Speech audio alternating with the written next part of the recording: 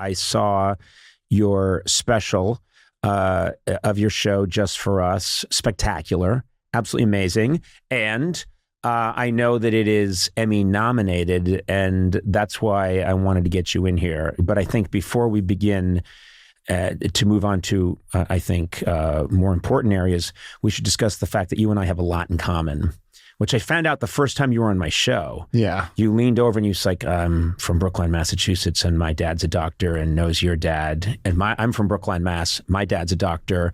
And we both fled that legitimate profession. My father called me the next day and he went, "Oh, you were on Dr. O'Brien's son show the other day." Yes. What? And he went, "Yeah, Dr. O'Brien's son's also a comedian." I went, "This is a criminal misuse of the word also." I was like, "Yeah." And he went, "You know, he's a good doctor." And I was like, "Well, his son's a good comic." And he went, "Yeah, I would expect that because his dad's such a good doctor." You know, he's really...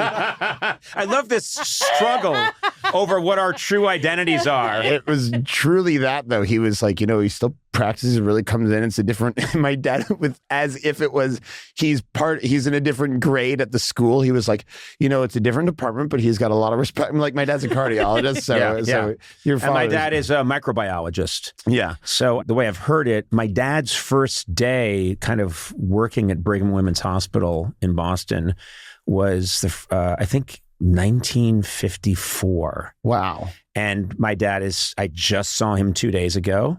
I hear that was 2 days before they let the women in. It was just Brigham's. It was just Brigham's before exactly, that. Yeah. It was the Peter Bent Brigham then they changed it to Brigham Women's. Sorry. And the whole world went to hell. But yeah, he worked there from I think he worked there for something like 65 years, something crazy. But it's cool because every now and then I bump into people who sort of, obviously they know my father and they respect my father. And they're not that interested in talking to me. Yeah. I get the same thing where people come up to me on the street with a crazed look in their eyes. And I'll be like, "Hi." And they're like, "Your father saved my life." And I'm like, "Oh, cool. Check out my special." Yeah. How'd you like the show? My father, by the way, if I ever referred to it growing up, I would say Brigham's, and my father would go, "And Women's." And I'm like, "What's the difference?" He went, "Well, Brigham's is an ice cream parlor, and Brigham's and Women's is the finest medical institution in the United States." Like, he was very serious about it. But my dad's been practicing there for a long time, not nearly as long as your father, but feels great affinity for it. It's funny because all my memories are there's 6 kids, and my dad drove this really rusting out Chevrolet Impala 4-door with a squeaky steering wheel. And my childhood memories are my dad getting us in the car to run a quick errand, me and a couple of my brothers maybe. And what he would do is he'd go to the laundromat, he'd go to this place, and then he'd say, "I'm just going to," he abbreviated minute. And he'd say, "I'm just going to take a min and pop into the Brigham." And so he would park the car and he would go into the Brigham Women's Hospital to check on his bacteria, see what they were up to. And he would leave us in the car, and sometimes 45 minutes to an hour would go by, and then he'd come back and we'd be pissed, but you couldn't complain because he was doing, he was saving lives. You said it was going to take a min, but it took an It took an yeah. It took an That was a full But that was my memory and I was thinking, you wouldn't leave a dog in a car that long these days. But I have this memory of my father shaving in the car on the way to work with an electric razor, but with both hands in the mirror while we're going down Route 9. And I was like, "Dad, road." He'd be like, "On my knees, I got it." And but he's like shaving like this.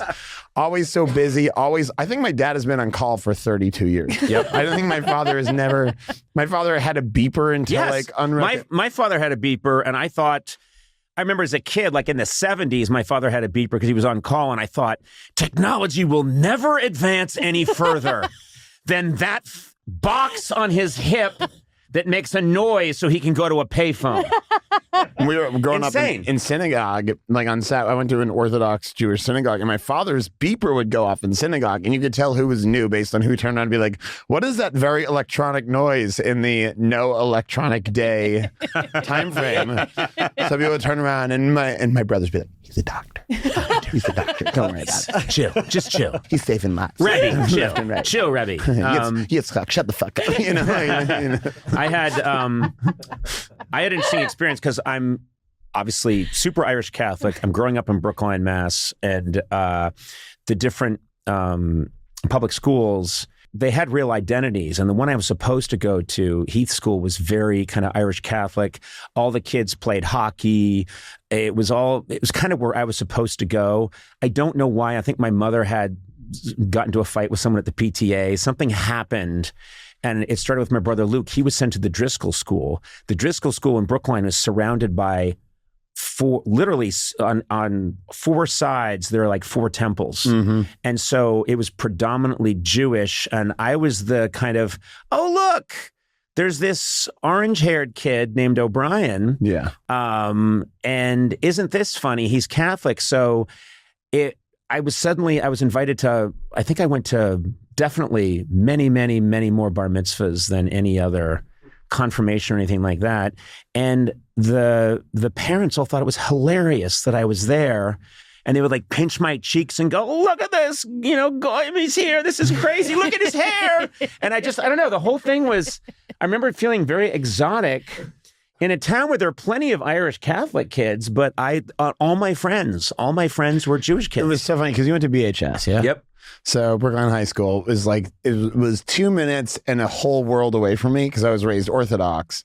And so I remember watching the show when I was like 9, 10 years old, being like, he went to BHS? And I was so jealous of the kids who went to BHS because in my mind, not only did they not have to pray 3 times a day, they also let you host a talk show on national television. Like that was my conception of everyone who went to BHS. I'm like, eventually they get to either general manage the Red Sox or have their own television show. Pretty much the entire class. Yeah. It's like, wait, does everyone take a turn? Because there were like hundreds of kids in that school, No, we all got, it was guaranteed if you went to Brookline High. But that was a great lucky thing for me because I think very early on got very comfortable around Jewish kids and really kind of... Which helped with like Jeff Ross and stuff like that. Exactly. Because who knew? They run show business with an iron hand. I've got to make a phone call real quick, but... Our producer, yes, it did. No, but it was a nice accident for me that I went to Driscoll School, I think, and then just I became sort of more involved in going to bar mitzvahs, things like that, because I remember thinking, and this may sound strange to you, but it all felt so much more relaxed than Catholicism. It felt a little more, I don't know what, and you may not feel that way, but it felt I more, definitely don't. But, okay, all right. Yeah. But but like, I totally, it's so funny. Brookline does feel like sometimes people say that New Yorkers seem Jewish, even if they're not Jewish, or something about the milieu of it. And I always felt sort of similarly about Brookline, which is that it was, if you were from Brookline, you were both Jewish and a little bit sort of Boston Irish Catholic at the same time. Like you had, because you go to synagogue and you have these thick Boston accents, I have like a fervent memory of like being in synagogue, and there's a part on Friday night services where you turn around and they open the door in the back of the synagogue and everyone says a brief prayer towards the back of the door and then you turn back. But I just remember someone hesitated getting the door and someone in the congregation in the middle of very, very like distinct Hebrew prayers, they went, "Stephen, get the dawah!" And I was like, how someone with like the voice of like a Father O'Leary, "Stephen, get the dawah!" Like 6 syllables in door. Dawah! Get the dawah! How did this guy get into the temple? Yeah. I was like, wait, that's the rabbi? Yeah, like, yeah, that's the rabbi. It's the rabbi, Sean. Sean Hanlahan. Oh my God. I just love the idea that the rabbi's going on and on about the Bruins. He's like, all right, kid. So Hashem has this problem, you know.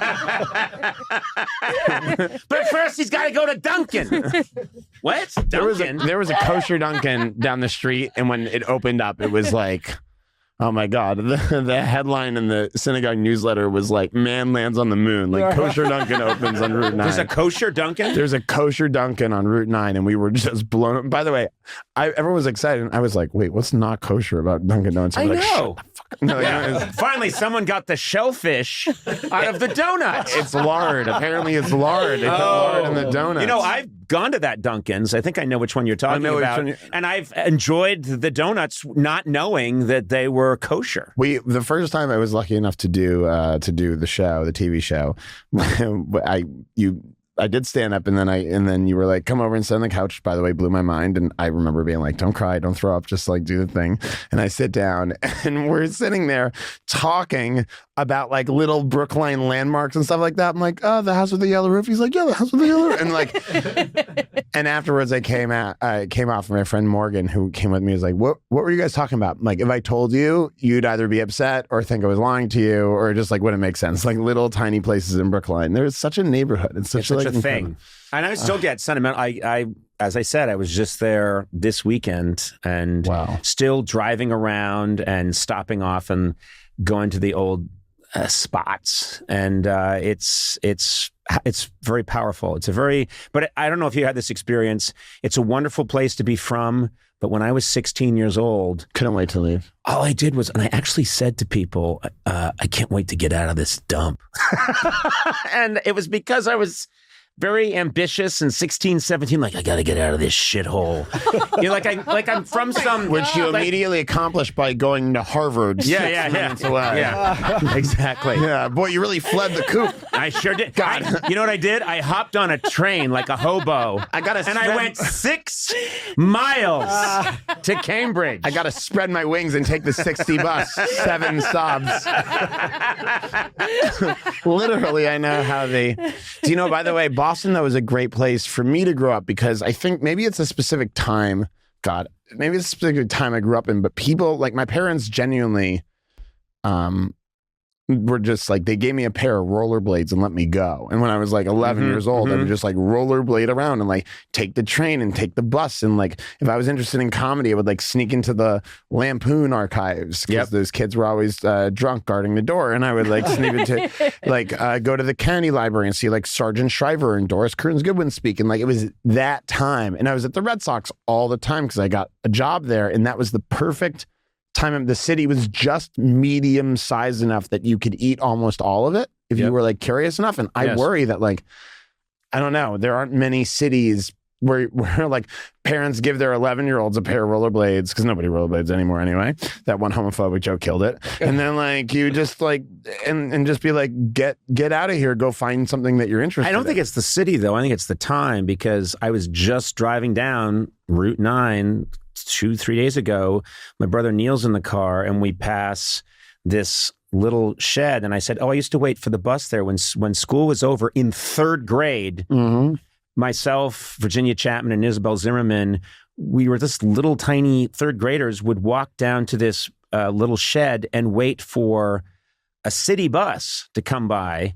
Not a school bus, a regular bus, and get on it and then take it down to the stop that dropped me off at my house and then them at their houses. And I thought, my wife would never let our kids in 3rd grade, like when your day at 3rd grade is up, wander down to the highway and get the bus that goes into Boston, and just make sure you get off on your stop. Yeah, see if you can hitchhike if it doesn't work. You know? Just like try. Yeah, if there's a van, just get in it.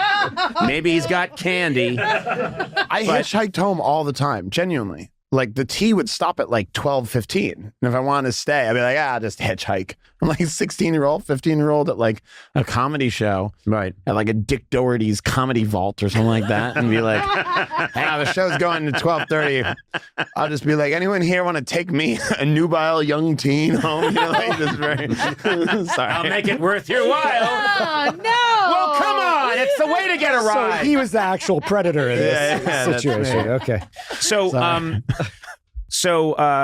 for the people from Brookline listening, this has been a thoroughly enjoyable.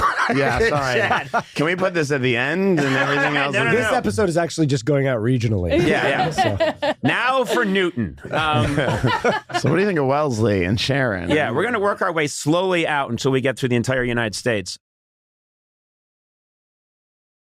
You're doing this project now, Palm Royale, which I had the privilege. They let me see a sneak peek. Oh, really? Of 2 episodes, and I got to talk to Kristen Wiig yesterday for a long time about it, and it is amazing to me that your work has reached so many generations of people. I mean, just in this room, I'm 60, Matt, you're 50. Yeah. 41. 41. Yeah. Let's just say 40, round it out. Okay, but I'm 41, But- but okay, we'll say 40. Yeah, But these two were apoplectic, nervous about we're going to come in and be in the same room as Carol Burnett. Oh and my I'm talking, God. yeah. You know, our rap sign for this is I do an earlobe tug, like you used to signal to your mother to Eduardo, and that's how He's he been likes the doing rap that sign. Yeah. Yeah. since the day we started this podcast 5 years ago. He's been doing it, and I think you should file suit. 'Cause- Is it longer than the other? Mine is a millimeter longer. You tugged it longer? Yeah, it was Oh. measured once. Oh Yeah. my God. Wow. by some pervert in the park. Yep. Well, I've been going up to shorten it. Okay. Yeah. It's so. I remembered you coming on the show, and Yeah, for it was for my grandmother. for your grandmother, and you did it on the show. And I had one of those moments where I thought, this can't be happening. I can't be here with Carol Burnett while she's tugging on her earlobe. That's the same earlobe. And then you think, dude, relax. You've got to just be in the moment.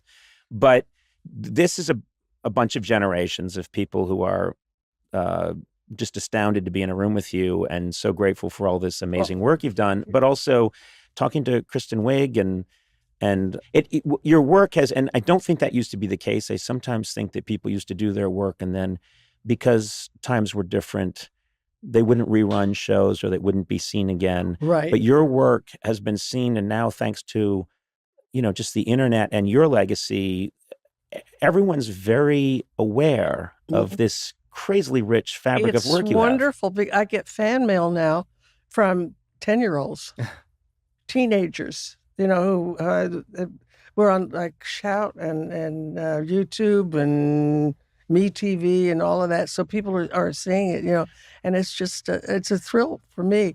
I have recently just stopped doing it, but for about 25 years, I went around the country doing Q&A. That's live, right. And so just a few short years ago, and I would get audiences that ranged from 5 years old to 100. I mean, It was wild. So this one time, there was this little boy in the second row, and he raised his hand, and I called on him. And I said, "What's your name?" And he said, "Andrew." And I said, "How old are you, Andrew?" And he said, 9. Oh. And I said, "And you know who I am?" Mm-hmm. And without missing a beat, he said, "Surprisingly, yes."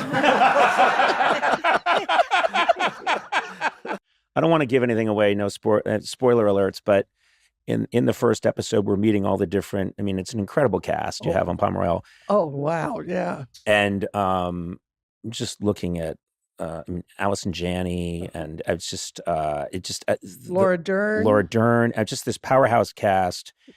And I'm watching the show, and I'm thinking, well, I know Carol's in here somewhere, but I don't I don't see her yet. And why isn't she with the other ladies? And then there's this reveal of your character, and you are in a coma. I just thought, Yeah. and but you're still doing a little something in your coma, and I was like, only Carol Burnett can lie in a coma and kill it. You're the only one that can do it. And then I was in. I was like, I want to see, because I know there's no keeping Carol Burnett on this hospital bed. No. She's coming out of this coma, Yeah. and I'm down for it. I want to see I want to see all of this, but it must be. It doesn't. It feels to me like you haven't lost this sense of joy of working with people and No, just the doing of it. And also, I'm just thrilled because, now I've got some new best girlfriends. Kristen, Allison, Laura Dern. I mean, it's just, so now we've bonded, and it keeps me young. Yeah. To be able to be, in fact, Allison and I, we wordle. Oh, that's a lot of friendships end that way. Tell me, yeah. If you're not careful. We wordle. That may be the most intimate relationship I think so. of this modern era, is if you're wordling with someone. And even connections. Do you know that one? Yeah. Yes. Yeah. Yes. So we Allison and I are into connections and wordling. We love it. How are you with, you're out in the world and people approach you? Do you enjoy that? Or, Sure. Yeah. Yeah. I always did too. And I have friends who are lovely people who are very well known, and you'd never know it because they appear like extroverts. They're comedians. And then but they're very shy and they don't like it. And I just always felt very lucky that, and I sense that we're similar in some ways. I enjoy it. I'll talk to anybody. As long as they're, right. As long as they're nice and, not too pushy or anything like that. Right. Yeah. And I enjoy it. I remember when my grandmother and I would go to Hollywood premieres on Hollywood Boulevard. I was maybe 9 or 10 years old. And we'd hang over the ropes to see all the movie stars coming in to go to the movie. And I remember one of my favorite movie stars was Linda Darnell. She was so beautiful, and she's from Texas. So and at one point she was walking by us to get into the theater, and my grandmother, who was not shy, said, Linda, this little girl just loves you. Give her your autograph. And she looked at me and she said, "What's your name, sweetheart?"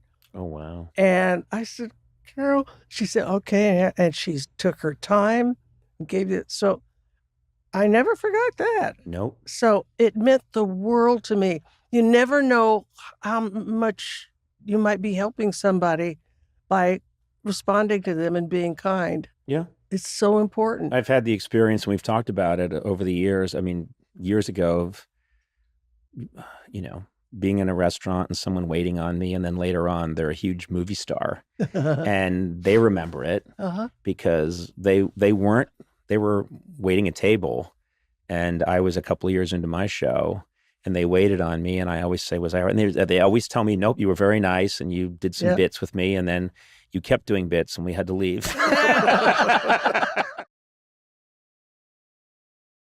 It's odd to think about it now, but you and Tina, you're this wave of women that came along, and I think it's easy for people to take it for granted now.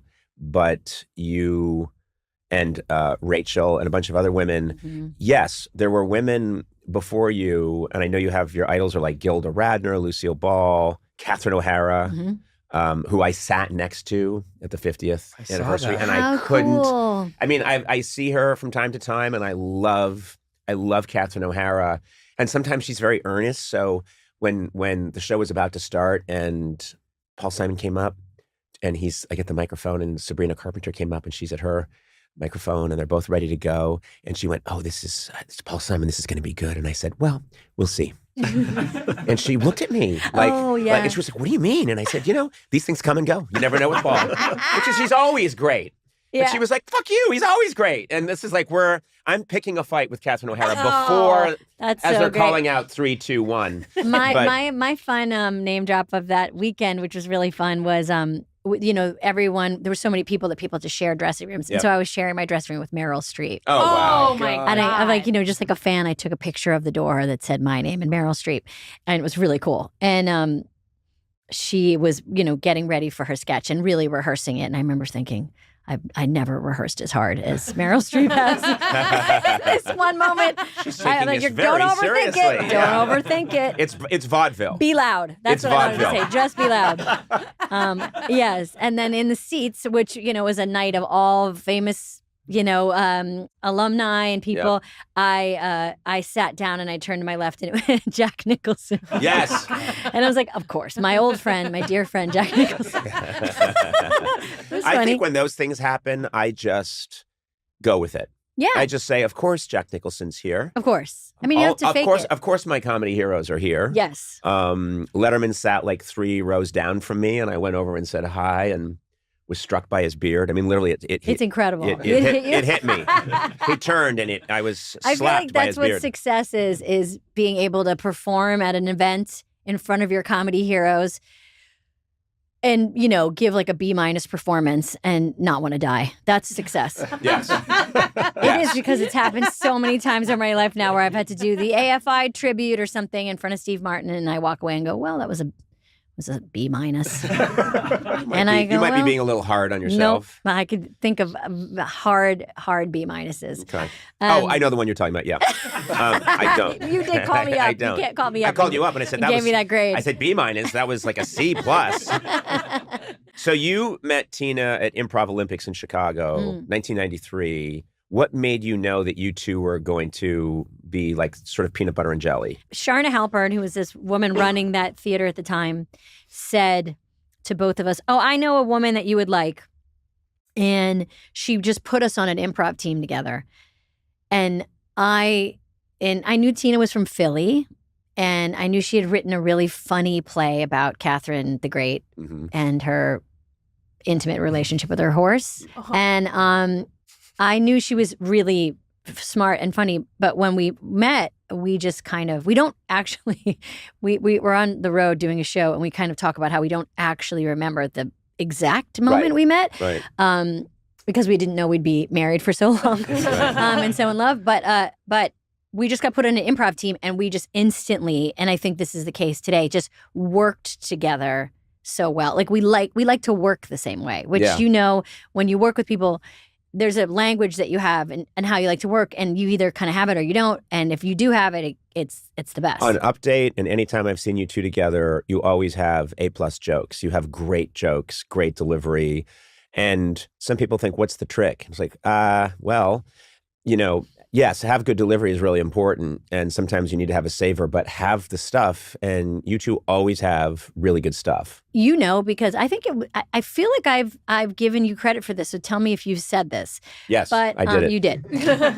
But we talk about this, and you saying this a lot, which is, as when you're doing comedy, you have to have good jokes all the time and new jokes all the time. And then you see musicians go up and sing their song, and you're like, man, if I could just go up and sing a hit over and over again. I had this experience, which is, I was in, I want to say, Phoenix, Arizona, and I had to do something for an affiliate, so I'm there, and I go in, and of course, I don't have Phoenix, Arizona affiliate material in my back pocket. I have to bother my writers. I have to think myself what stuff I can say, what's going on, find out what the local references are, and construct the whole thing from scratch. And I get to, before we get started, I go down to the lobby, and I see Sting is there, and he's just got a guitar on his back in a leather case. Yeah. And I went, oh, hey, how's it going? He's like, oh, it's going all right. And I said, what are you doing? He said, I'm doing a benefit. And I said, I'm doing a benefit too. I'm doing something and I've been working. I said, what are you going to do? And he said, I'm going to play Roxanne. Oh. And I'm going to play every step. And he's not even thinking about it. No. He's not even thinking about it. And everyone's delighted. Yes, that's what they want. Yeah, no one's... I was at an event with you. I remember this really well. It was an event with you at the Museum of Natural History. And I don't know if I was performing or what, but then the music came out, and it was John Bon Jovi. And he did Cowboy on a Steel Horse. Incredible. You jumped up, you lost your mind, and you were screaming all of the lyrics, which was great. And then I look over, and John Bon Jovi's wife is doing it. What? Yeah, she's there too, and she's like, yeah, I love this. And I'm thinking, well, that's just Stockholm syndrome. That's a good marriage. That is a good marriage. Their marriage has lasted all these years. Dorothea, I know everything about her. Yeah, she's very cool. Yes, Dorothea. Yes, well aware of Dorothea. Looked her up all the time. John Bon Jovi. She's very cool. High school sweetheart. So cool. Yes, I high think school she sweetheart. might need to worry. Are you coming after her? I mean, Dorothea has seen probably a lot more threatening people throwing themselves at John than me. Yeah. But their marriage is strong. I believe it is. Yeah. And I love John Bon Jovi. Oh, I went to Bon Jovi when I was in high school. I even wrote a sketch about it at SNL where when he hosted, John Bon Jovi came out of the poster in my childhood bedroom. And I dressed up like I looked when I was 13. And John Bon Jovi, the musician, went into his storage and wore the same outfit that was on the poster, still fit. So he keeps it really tight. Like And how he that's said why Dorothea is still interested. I like how he went into his storage. No, he had it in his closet. Yeah, he had his wears wearing storage. it that day. Yeah, he has all of his poster clothes in his closet right off his bedroom. Well, I would say in response to you saying about good jokes, I think you and I could probably say that we both came up at a time when the writer was king and writers were really important at SNL and they were really important on your show.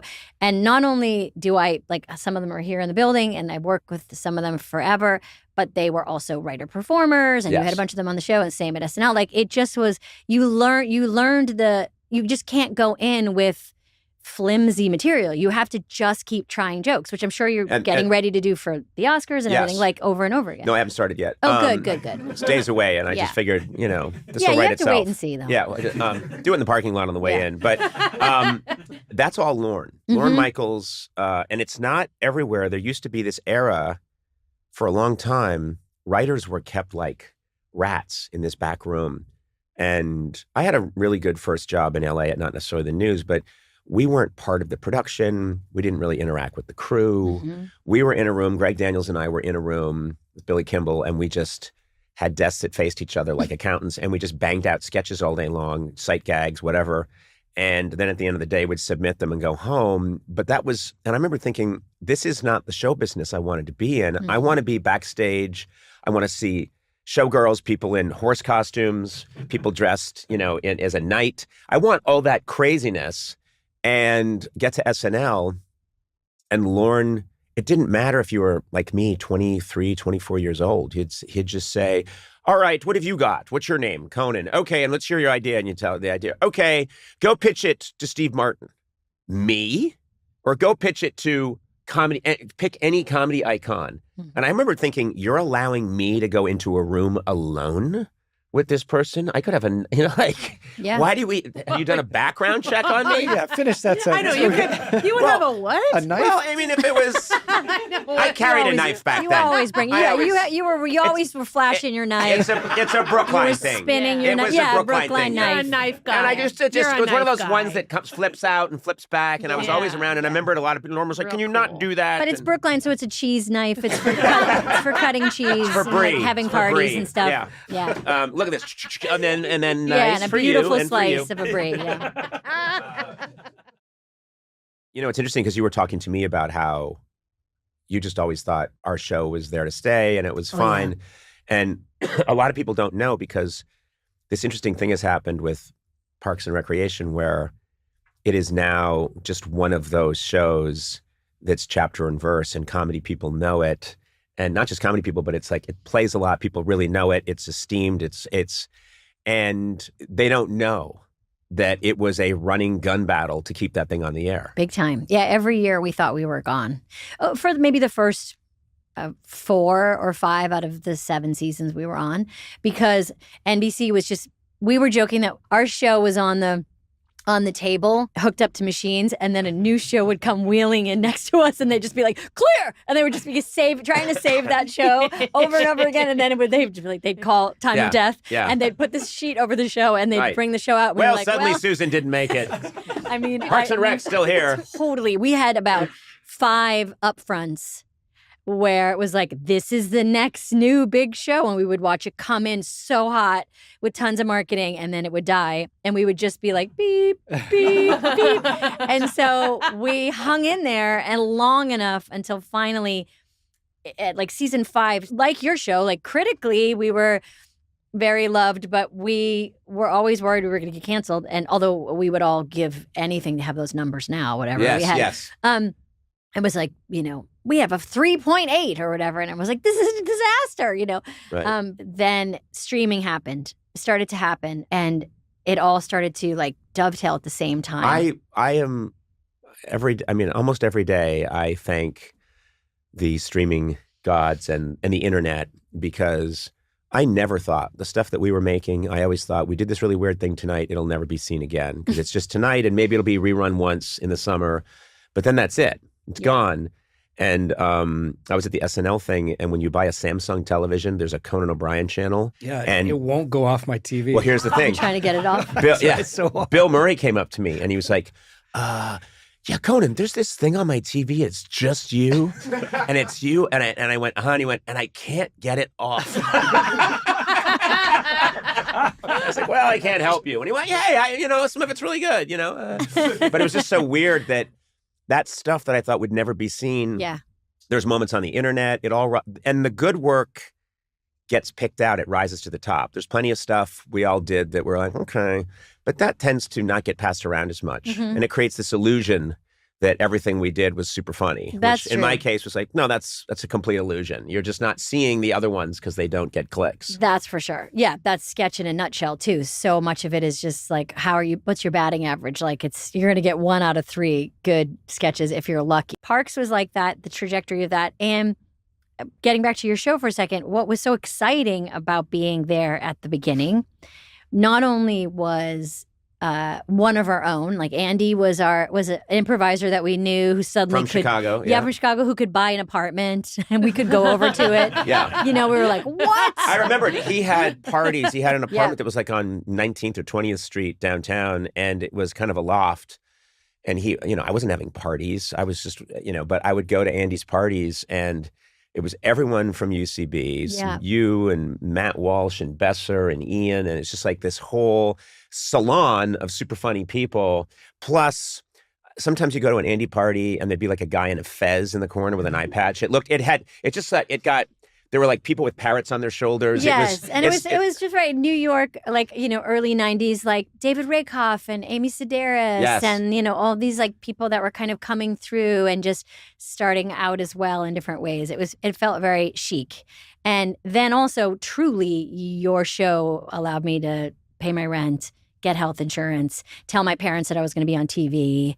All the beginnings of that. It got me so many jobs. People saw, I think, my first movie, which was the world famous Deuce Bigelow. Very, very proud of my performance in that. But I remember, I think killed it. Killed it. But Rob Schneider, I think, saw me like on your show, and I think that stuff helped me when we were selling UCB the sketch show. It was just such a huge deal, and I can remember.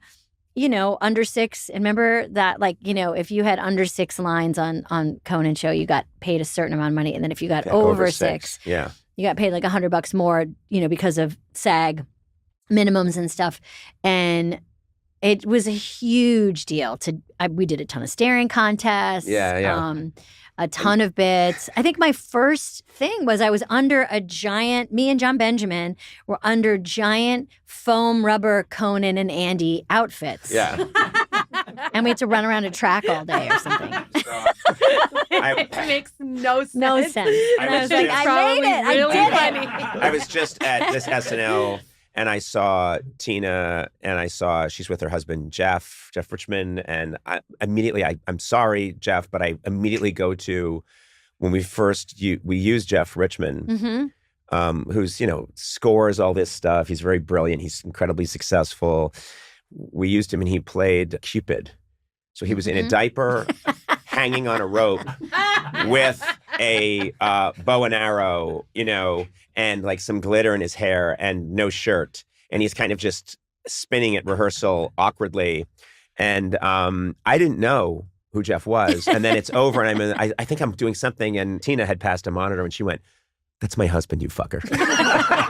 What have you done to him? Yeah, I learned so much. I don't care what he does. He'll get an Oscar for scoring something, and I'll still think, you were Cupid. I learned so much on that show. I learned how to, get ready for a bit, how to not peak too early, how to figure out what the audience, just basically how to play the rhythm of the audience. camera blocking, all that stuff I knew nothing about. Someone told me, and I just want to, I want to, because my wife has a fascination with the show Below Deck. Oh, 100%. And I watch Below Deck and I don't get it. And my wife is very smart and she has excellent taste. But when she's watching Below Deck, I'm like, I don't understand. Not that much is happening. I love that she loves Below Deck. That's a sign of a smart lady. Yeah. I do not watch a lot of reality TV. I don't like people getting embarrassed. And people get embarrassed on every reality show. So, but I don't like fake drama. But what I like about Below Deck, and I wonder if your wife feels the same, is when they clean the boat. They have to. I'm sure that's it. They have to turn over the boat. They have to get it clean. And every time it's like, are they going to make it? We don't like. So there's some weird thing where your brain. It's almost like watching a set be reset. You're watching it get reset. And I like clear delineations of power. Who is in charge? So there is a captain. Like whether or not you like the captain, that's your problem.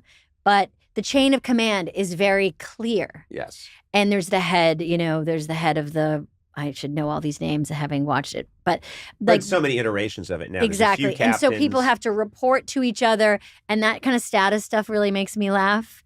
But you're right. It's the cleaning of the boat. There is something about, there'll be like young, good-looking couples that hook up on the boat, and I find that isn't as exciting to me as I get into.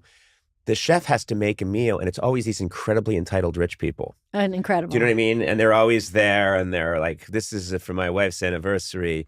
And then they'll say things like, maybe it's fake, but they'll say at 11 o'clock in the morning, we want tonight's theme to be, and then they announce some insane theme. Yeah. They're on a boat in the middle of the Aegean, sea, and they're suddenly scrambling around trying to find, the theme is volcanoes. They're building little volcanoes. People are dressing up and then the chef has to make the food for everybody. It's always going wrong. And then it comes together. Yeah.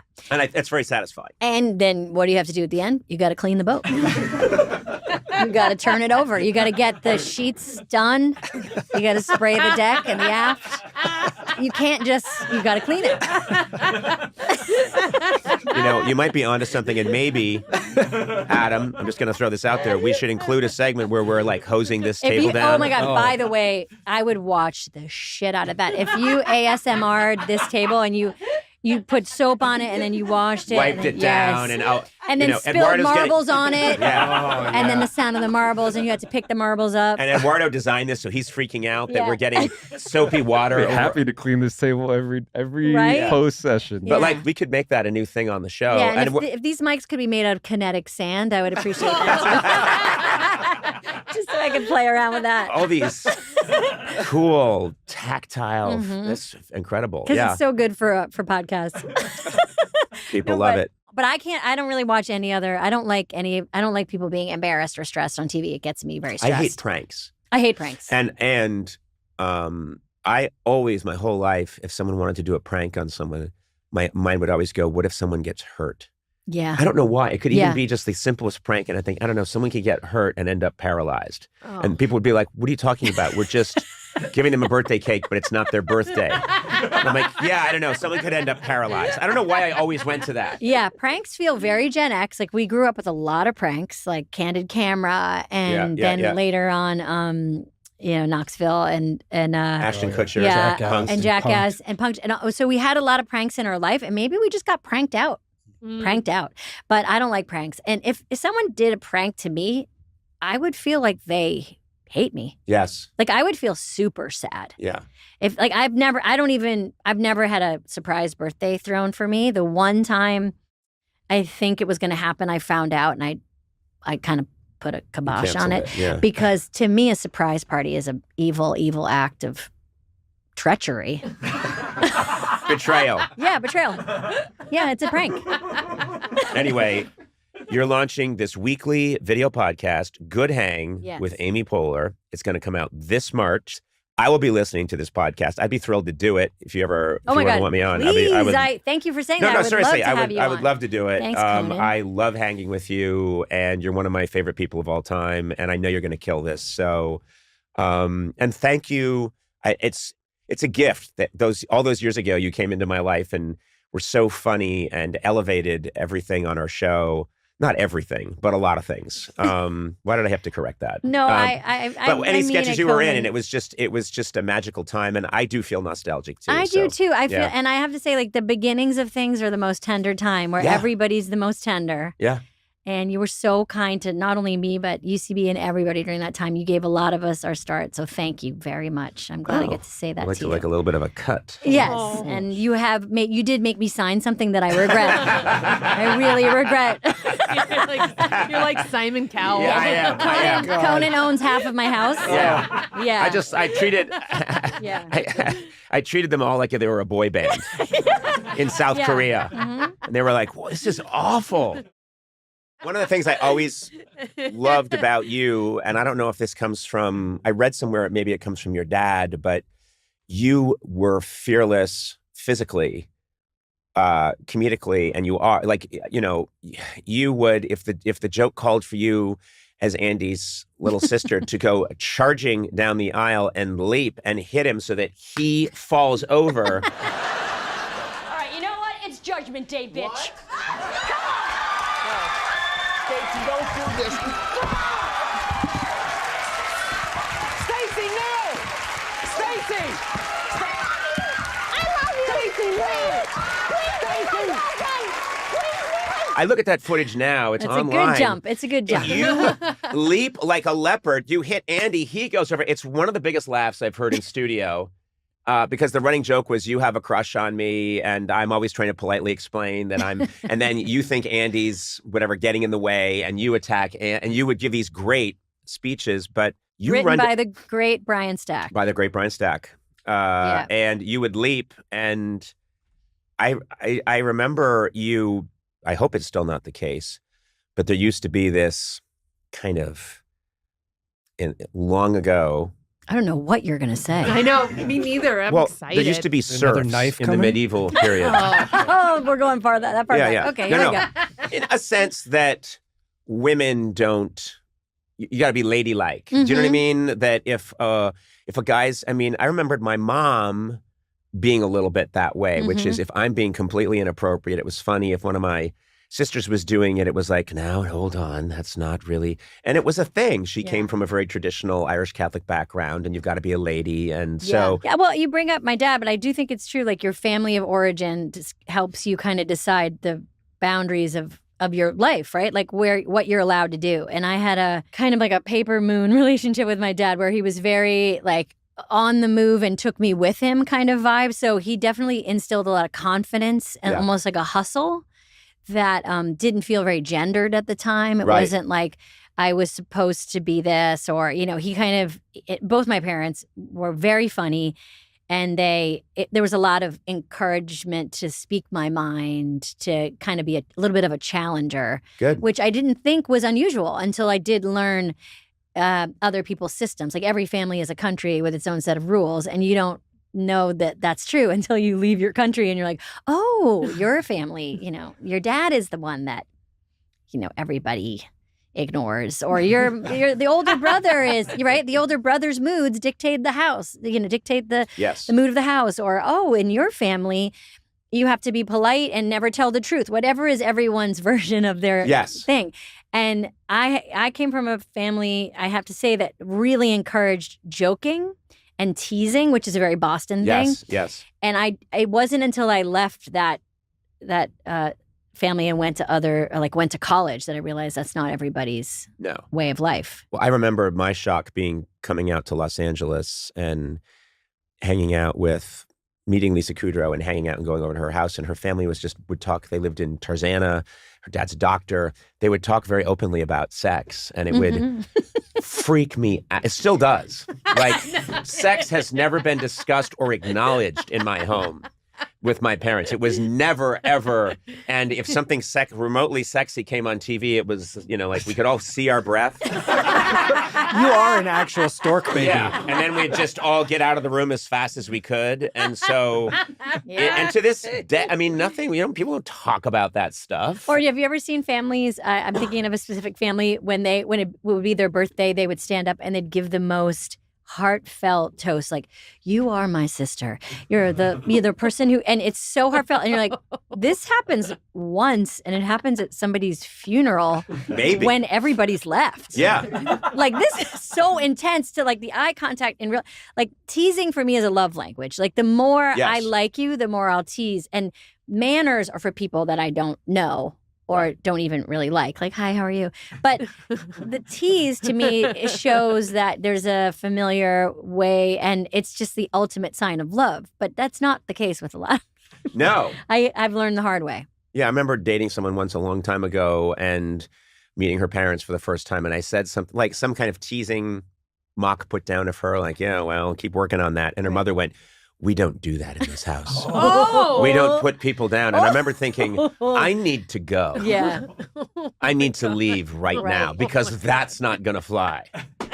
But the Irish in me loves laughing and crying right next to each other. That's my favorite thing, is being sad and then someone saying something truly ridiculous or out of pocket in the moment that makes everybody laugh. That's, I think, very Irish. Just getting as low as you can and going to the lowest basement and then finding the joke there and like shooting it up so that everybody can drink more. Yeah. It's like everything we learned was... So there's a reason to toast. That was just implied. Yeah. Hi, my name is Amy Poehler, and I feel nostalgic about being Conan O'Brien's friend. And that is appropriate because... I feel so nostalgic today. I feel so lucky because a lot of our fans know this, but for the uninitiated, when I was doing my late night show in 93, a couple of years into it, we started saying, oh, we need cast members to help us out on the fly. And UCB was just getting off the ground. Yeah. And so suddenly, it wasn't just that I was getting really good people. I was getting the best sketch performers coming in, and you would play, you could play anything, but you would play Andy's little sister and would give you, I think, a script that was like, that's a solid B. And you would take it to an A+++++++. And it was insanity. And I never took that for granted. I mean, now I look back on it and I think, I got to have Amy Poehler do bits on my show. Yeah. You paid my rent. Yeah. I mean, are you kidding? I would have done it. I mean, it's funny that you say it that way, because isn't it funny when you look back at, I mean, what must be 30 years now? 30 some odd years. Yeah, because I moved to New York when I was in 96. Is I never remember a time when you were like a fledgling new show. I mean, you were just always like the hit show. That's so funny. I know. I don't remember it being like, we have to practice and get things ready, because I knew Andy Richter from Chicago. But in my mind, I don't have a memory of it ever not being a successful show. Well, it's interesting because young people just sort of made it their show, and we were doing all this weird stuff, and they were saying, yeah, this is what we like. We like the masturbating bear. We like Pimpbot. We like Andy's little sister. We like all this weird stuff. And, but I was constantly taking shit from people that were used to Letterman, who were maybe 20 years older than me. And so there was a solid 3 years of, you might get canceled. Yeah. Can you try, can you get rid of that weird stuff you're doing? And I'd tell them I will, and then I just wouldn't.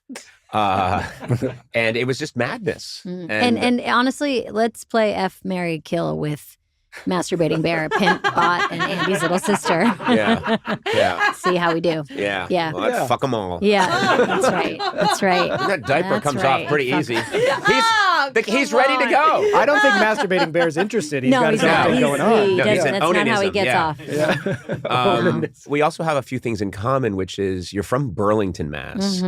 And I'm from Brookline, Mass. And fancy. Congratulations. That's right. My butlers had a butler. Did your house have books in it? Well, yes, we had some books. And my butterfly collection. I think you told me once, I could be wrong, that you worked at the Chestnut Hill Mall. Yeah, I worked at a bunch of different places in high school. I always had a summer job, but I worked at the Chestnut Hill Mall at a restaurant called Paparazzi. Which was, a very it was probably one of the fancier restaurants I had worked at up until that point, with breadsticks. Yes. Ooh. And, I learned words like cavatappi. I still don't know what that means. Is that? Yeah. That's a type of pasta.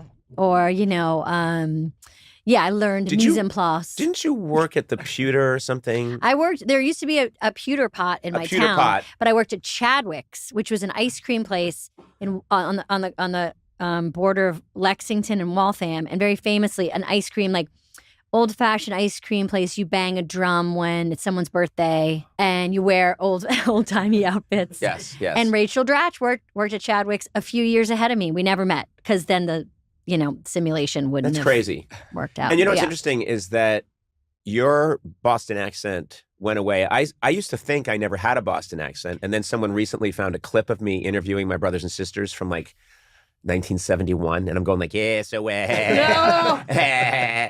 I'm like, who's that guy? Yeah. And I never consciously tried to get rid of it, but you tried. I did, and I still think you do have one. You think and I do have one? still think I have one. I mean, just it's super slight, but don't you feel like you can pinpoint people from Boston? Yes, definitely. Even just saying Boston, the way Yeah. we say Boston. But every once in a while I hear it, and every once in a while I hear it for me, it's usually when I'm angry. That's when it comes out. Yeah. Which makes sense. I also love it when I go to Boston. I don't know if this It's the happens worst to you. accent ever. Bostonians, it is. Well, It's terrible. I'm going to say Rhode Island. Cranston, Rhode Island. Yeah, Rhode Island Cranston, is Rhode bad. Island might win. Can you do the difference? What's the difference between those two? I can't. I'm terrible at it. This made Rachel Dratch crazy because she did this. She wrote a sketch for Saturday Night Live, which is all these Boston people, and I was hosting that week, and I was just having trouble getting the Boston accent because I had been Really? away for years, and Rachel was losing her mind. That does not sound like Rachel Dratch. No, she was getting really frustrated. Like, no, it's like on the corner, and I'd be like, yeah, on the corner. And she was really. I was making her as upset. I blame Brookline for this Yeah. because I mean there's a way to dig into the accent that once you get in there, it's almost like you can never get out. Right. It's like a comfy chair to get in there. It's not just the accent. There's an attitude too. I don't know if you have this, but if I'm in Boston and I go there a lot to see my family, there's a Conan, come here. Yes. There's a you kind of work for me. I know you're from Boston, so get over here. So I'm walking the other way. Hey, Conan, come here. Fuck, it's Conan. Come here. Climb over this thing. And you're like, this is incredible. Yeah. There's a sense that I'm from Boston, you're from Boston. You're not some fucking big deal. Get over here. And I kind of like it. And then there are times where I'm like, oh, come on. 100%. The best and worst thing about Boston is there's a feeling of like, you're not better than me. Right. We're all the same. We're all in this together. Boston strong. Hi, how are Boston you? Good for strong. you. Yeah. But it's like, you're doing well, Amy, huh? Like, it's aggressive love. Yeah. And it's very nice to feel. And also it's sometimes scary. Well, I think I've mentioned this before, but I was in Boston and I was staying in a hotel and I was staying, like at a bar. And I go into the men's room, and this woman, who I want to say was 55, followed me into the men's room while I'm at the urinal. And she was like, hey, gone. And I was like, yeah, I'm at the urinal. And she's like, oh, Mr. Hollywood. I'm like, no, I think this is illegal. Yeah, it's illegal. Yeah. Yeah, I don't think you're supposed to be in here. No, yeah, it's very I mean, all my relatives still live in Boston. I love going back there.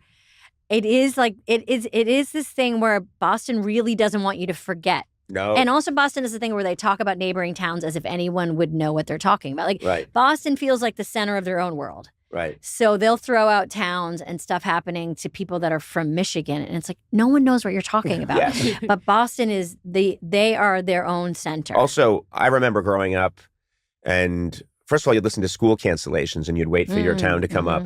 But the second thing is there were all these ads for like the Light and Leisure building. Yeah. And I think it was in Burlington. And they were like, it's in Burlington, the Lights and Leisure business. The Light and Leisure, I don't know exactly what they were selling. I think it was lights and leisure clothing, which doesn't make any sense. But it was like Light and Leisure, Burlington, get off the whatever. And Route I just, 3. I'm like, so that's drilled into my head. There's something about the vibe there that this is something I really like about it. And New York is very similar too, which is there's a directness to how people talk to each other and what they expect of each other. So they're kind of like kind but not nice. Yes.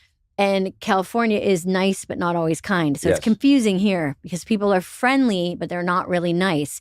But they're like, I gotta go. I can't help. I got like, you gotta keep walking. Like everyone's telling you to hurry up, but they're very kind. They'll Right. help you. Right. It's weird. It's different here.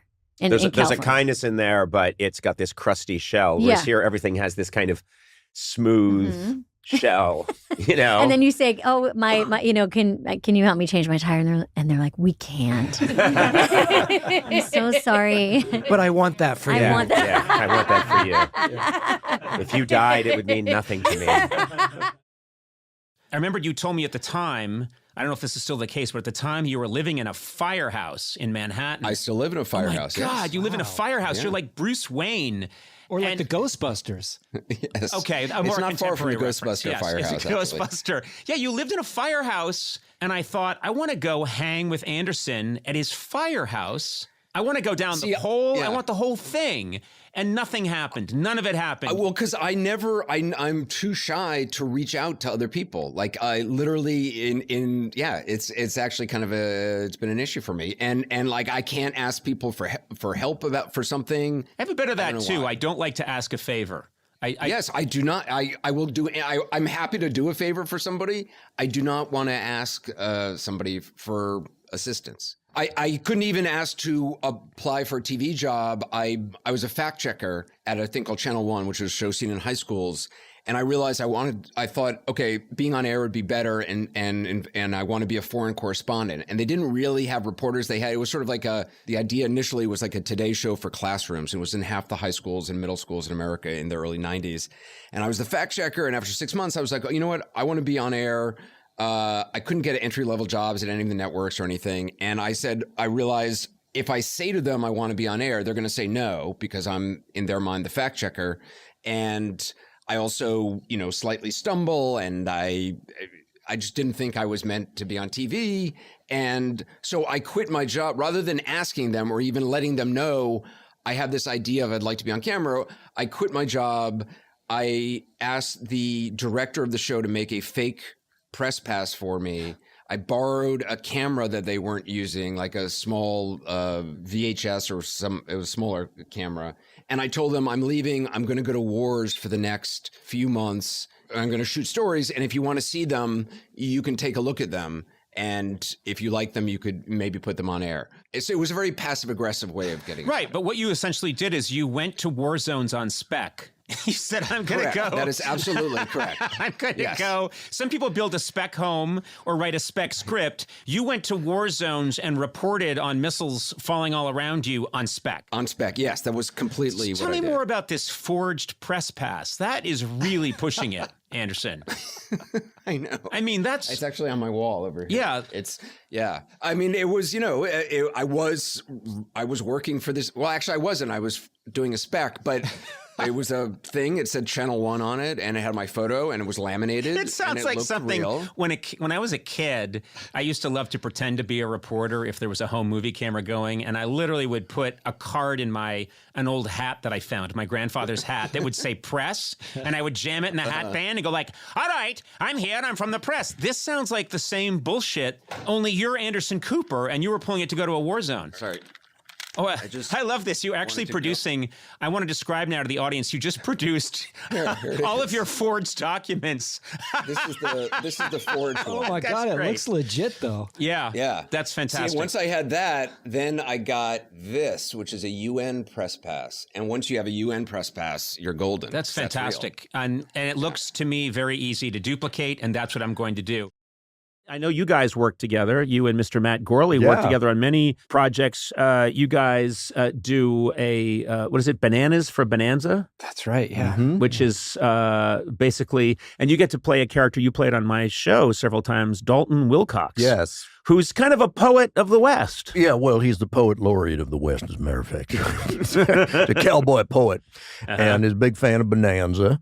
And yeah, it's a rewatch. It's like a rewatch show of Bonanza. Yeah. Except that I, Andy Daly, have no particular interest in Bonanza. Right. But the character of Dalton Wilcox really does. So I'm in this bizarre position in life where now I do a podcast about Bonanza because a character I play would. You know what I mean? Oh. Yeah. So now we are watching every episode You of guys Bonanza. watch and every there episode. are 431 episodes of Bonanza. There's only 431, unfortunately. I know, it's too bad. And we've only got 300 some left. Yeah, we're about to do number 61, so we're racing through them. Dark days. So, a couple of questions. Has Adam left the show yet? No. Oh, Pernell no. Roberts, he's still in the show. Oh, he's still in. He doesn't leave till after season 5. We did skip ahead to one episode where Haas has a run-in with a bunch of leprechauns. That's true. We Yeah. did. You know what's so funny? I know a lot about the show Bonanza because my brother Neil, who is a TV aficionado, especially of the 50s, 60s, and early 70s, his go-to is Bonanza. He's watched them all. Wow. He's watched many of them several times. Wow. And as a result, because, he's my brother, I love my brother, I go hang with him, and I end up watching Bonanza too. The tone shift on that show from episode to episode is insane. We have a theory about that for a long time they were just collecting unaired pilots and tailoring them to Bonanza because often a lot of the characters aren't even in it. They'll just be two brothers and a father. Well, and then, what's so funny, though, is like you'll watch an episode and it's really dark. Yeah. It's like, an old Confederate general who won't accept that the Civil War is over comes to town and he captures, little Joe and whips him and keeps him in a cave and is going to kill him. And the other family members get him out just in time, and it's harrowing. And they end up beating the guy to death who has tried to whip little Joe. And it ends and you're like, oh my God, that was rough. And then my brother Neil would say, like, let's watch the next one. And I'm like, all right. And it's like little Joe and Haas, they buy a donkey. And they buy a donkey because they think the donkey has, can race and can be in a race. And their dad's like, you bought a donkey. And there's comics things like, boo, Oh, the music throughout one of those comical episodes. and then they'll cut to the donkey and womp, womp, womp, womp, womp. And it's all very silly. And you're like, oh my God, okay. And then you watch the next one. Adam's been kidnapped. Yeah. They're cutting him with knives and sending pieces of him to the Bonanza family and telling them, you're not going to see him again.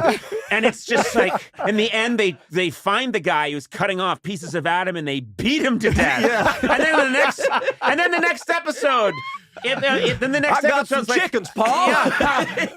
What have you two idiots done now? Paul, we bought an ostrich that can read minds. Cuckoo. I got to be on this podcast. Oh, you Yes, should. you would love absolutely it. must. I definitely want to be on it. It's I'm obsessed with Bonanza. Strangely enough, Robert Altman directed 8 or 9 episodes of Bonanza, and so Patton Oswalt has been our guest for every one of those. His choice. That was his choice. He said, I'd like to come on and discuss every Robert Altman directed episode of You Bonanza. should tell them about our quest to buy a Bonanza steakhouse. Oh, yeah. Well, so there are no Bonanza or Ponderosa steakhouses Anymore? No, but there are none west of like Missouri or something like that. And there's only a few in the Northeast. But there's a bunch internationally, strangely. Oh, like yeah. in Dubai or And something. what's really weird is one in Dubai. what's really weird is there are 4 on Staten Island, and it's each corner of an intersection. They had a hard time in COVID, to be fair, because it's mostly salad bar, and That's nobody true. was in the mood for that. Yeah. Sneeze guard didn't And seem old like people, enough. and mostly old right, people. old people. Yeah. But so we decided we were going to try to open one, and we called the guy at Fat Brands, which is like the fast food consortium that owns both of those brands. And we were completely rejected. Well, we called him in character. We did call him a character, and we had Okay. Oh. I sense a problem here. You called in, so do the phone call. Just like, hello, is this fellow from Fat Brands? Yes. My name's Dalton Wilcox. Who? But Dalton Wilcox. I'm the poet laureate of the West, and I'm a true American cowboy of Okay, the West. I don't want to do this, sir. Well, hang on just a second before you hang up. I just want to talk to you about opening the Ponderosa Bonanza Steakhouse. We got an abandoned Pier 1 import, No, sir. and we're in there anyway most Sir. days. Sir. No, please, sir. Now we'd keep the bead curtains. I love that. I love that. He didn't fall for it for 1 second. No, it is not true. even. Like right from the very beginning of the call, he was like, well, you're clearly media, and let me refer you to our media person. He said, you're clearly doing an improv-based character. My guess is you've had Second City, but I'm going to say UCB training. This is probably for an audio medium, probably a podcast. You also probably work as an actor on the side. Yeah, I'm not interested. We also, I think we stupidly asked him if he would consent to being recorded or something like that. Yeah. So right He from was that not point, he into was that. like, no. But we did use the transcript and had a voice reenactor replay it on the podcast. So you can listen on the Patreon, I believe, right? Yes, but that implies that we did record him even after he said no. Oh, no, we did. Which We I just did it by absolutely did not memory. do. We did it by we typed memory. up the Legally, transcript from memory. we did it by memory. Good save, says the lawyer. You have a dream to open up a business called Not a Problem. I'm so glad you mentioned this. And Thank you. And it's KNOT, a problem, Exactly. not a problem. Tell us about this store. One thing I really enjoy doing around the house is untangling things. Headphones, marionette strings. Which do you have more of? Headphones or marionettes? It's mostly marionette And you know what? strings. When you're working your marionette and you're using your headphones at the same time, Oh, boy. it's a fucking mess. Forget it. And if It's the worst. marionette has headphones, don't even get me started. Yeah, sometimes members of my family will wash clothes and they won't realize that they've got multiple pairs of headphones and marionettes in their pockets. And so when that comes out of the dryer, that's my day. To keep you on track, the business you want to open is called Oh, I'm fully on track. Not a Problem. I'm entirely No, you know on what I'm track. doing right now? I'm untangling this conversation. I've not left the topic at all. So yes, I would like to open a store where people bring in their difficult to untangle things, and I'll just sit there and I'll untangle it for them while they wait. I'll do it while you wait. And it's a pay what you think is right kind of situation. What are we bringing this year? Nothing. Wow. I mean, okay, well, good for you. I think my busy season will be Christmas time. People bring out the lights, the right. Christmas tree lights. That's going to be a huge. Are busy you? time Is this for me. something you really are good at? I think I am good at it. Yes, I am. I'm good at detangling things. Like jewelry? Jewelry's a tough one. I'm not sure about jewelry. Oh, okay. I have tried that, and the result is broken jewelry. Oh. But Wait. maybe you would just make My that wife clear. sometimes has like tangled jewelry, and I say I'll do it, and I take it to the garage, and I use a wire cutter to cut it all apart, and then I crudely tape it back together. And when she's the least bit upset, I say, "You asked for my help, and I did it. This is the fucking thanks I get." And then I drink. Yeah. Yeah. Kind of works. As long as, so I might put up an advisory, like a sign that says, well, I'm happy to try your jewelry. The result will be broken jewelry and I'll be drunk. Something like that. And angry at you. Does your mind ever quiet down? I'm trying to think of Andy Daly at night trying to go to sleep. Are there characters bouncing around in your head? Are you able to quiet that mind of yours? Yeah, I do get to sleep eventually, most nights. Mm-hmm. I listen to something boring, like this podcast. Okay, that's a sick burn.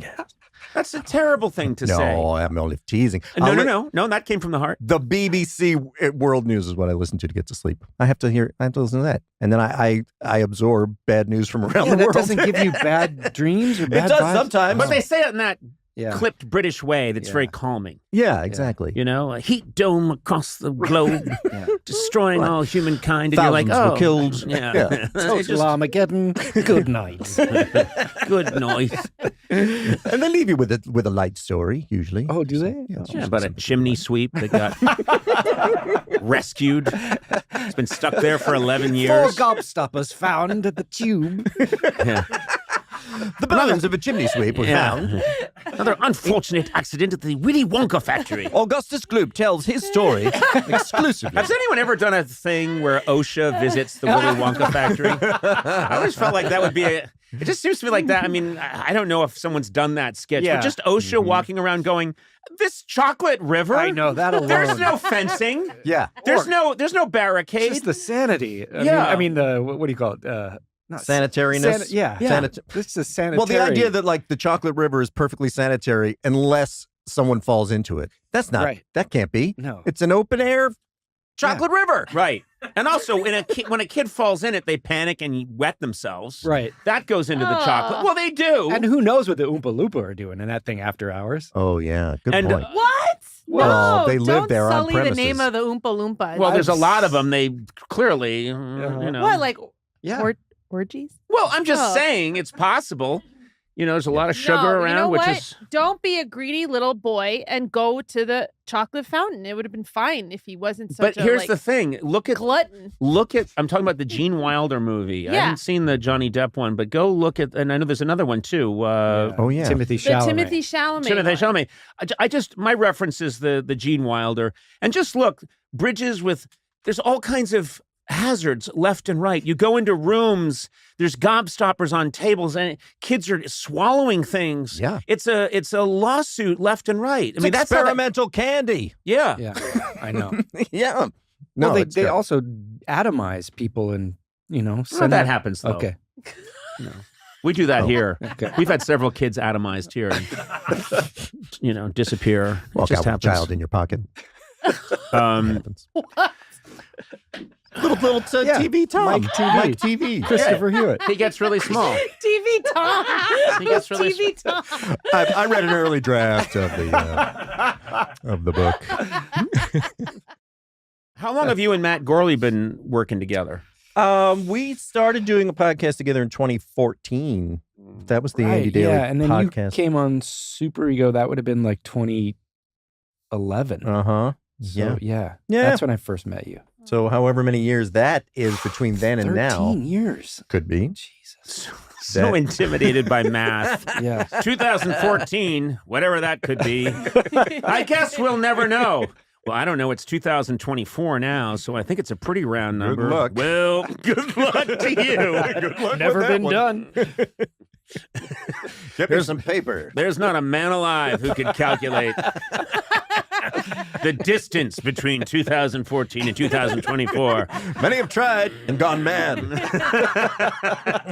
Gone quite insane. Wasn't there some puzzle at like CIA headquarters or something like that you would sit and you would try to solve yeah. this puzzle, and then it turned out to have been printed wrong? There was no solution. Really? I believe so. Because Dan Brown wrote a book about that after he the Da did? Vinci Code. Yeah. All right. All of my information is from Dan Brown Yeah. books. So you're not widely read, but you're very deeply read. You're narrowly If read. Dan Brown wrote it, you know all about I know it. all about it. Yes. Opus Dei. Oh, yeah. I don't know. You know what that is. Well, oh, because I'm Catholic? Yeah, exactly. Well, how were you raised? In what religious state? Yes, same. Catholic. Were you raised Catholic? Yeah, but we were allowed to stop after First Communion. Allowed to stop. What age are you at? And you first can communion? stop now. 8 when you're 8. And so right then you said, I'm out. Yeah. Yeah. They were like, you can keep going to the confirmation thing, which is like at that point 6 years away, or you can stop. And I said, that stopping sounds great. Let me stop being a Catholic at the age of 8. Have you been tempted by another religion? No, not at all. Oh, come on. What? You want to sell me on one? Yeah, sure. I guess. I think you'd be a Buddhist. Oh, okay. Yeah. What does that entail? Just you're very calm. Yeah, that's it. Yeah, centered. Mm, Rub your belly a lot. That's not it. No, it's not it. What is There's it? no belly. You don't rub your No, you belly. rub the Buddha's belly. You rub the. I think. Well, you don't know anything about Buddhism. When I see people with a big belly, I always just reach over and rub it. No, you can't do that. For good luck. That's going to be the next Me Too. Because Oh. it's going to be that if I see someone with a big old belly, I'm talking about a fella with a big old belly, I always lean over and I give it a little rub. And I go, I'm just going to give you you got a big old belly, I'm going to give it a little rub, little rub-a-dub-dub. They love it, right? No, they always get very angry. Oh, interesting. They say- and I say, hey, Chubbs, take it down a notch. I don't know why they get so mad. Strange. It's not a good idea. It's a bad idea? Yeah. There's probably some questions you want to ask me. I'm one of your heroes. Wait, I don't recall him saying that. What? I don't recall I him didn't get saying that that. impression at all. Yeah, I never I heard was that. really bummed out because I was looking at your comedy heroes here. Oh. John Belushi, Steve Martin, George Carlin, Martin Short, period. What? No, there's so many more than that. It's Conan O'Brien, for instance, would be on there. You fucked up big time. Yeah, no, coming it in shouldn't have here. been a period there. You were watching me as a child when I was on in the 50s and 60s. Sure I was. Yes. No. How old would you have been in 1993 when I come on the scene? 22 years old. Yes, Okay. I can well remember sitting around with friends and watching your show. We were that excited about a new host at 12:35, and gathered around to watch it. Did you say to yourself, "I'm going to one day be his good friend"? I didn't. I never would have dreamed of it.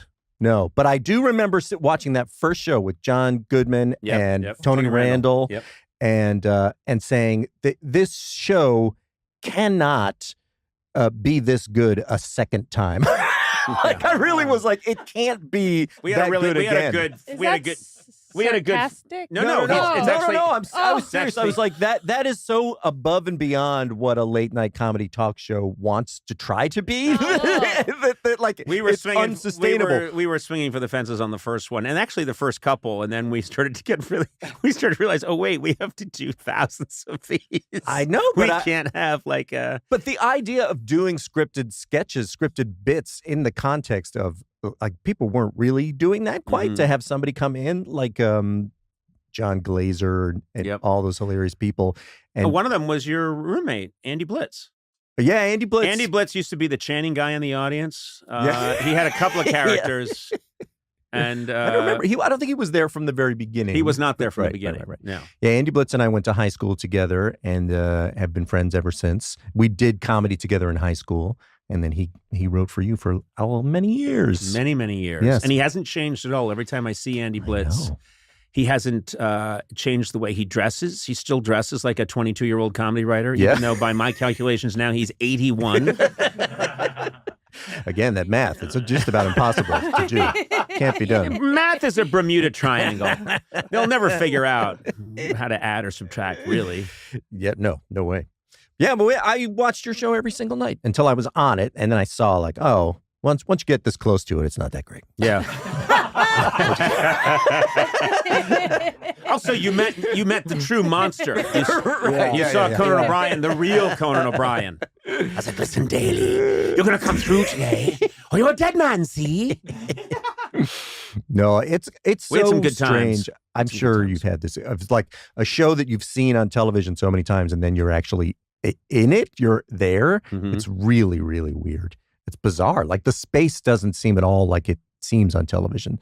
Yeah, that's kind of the magic of that studio, which I inherited from David Letterman. Mm-hmm. He did his show from, I want to say, 82 to 93 there, and we did ours 93 to 2009.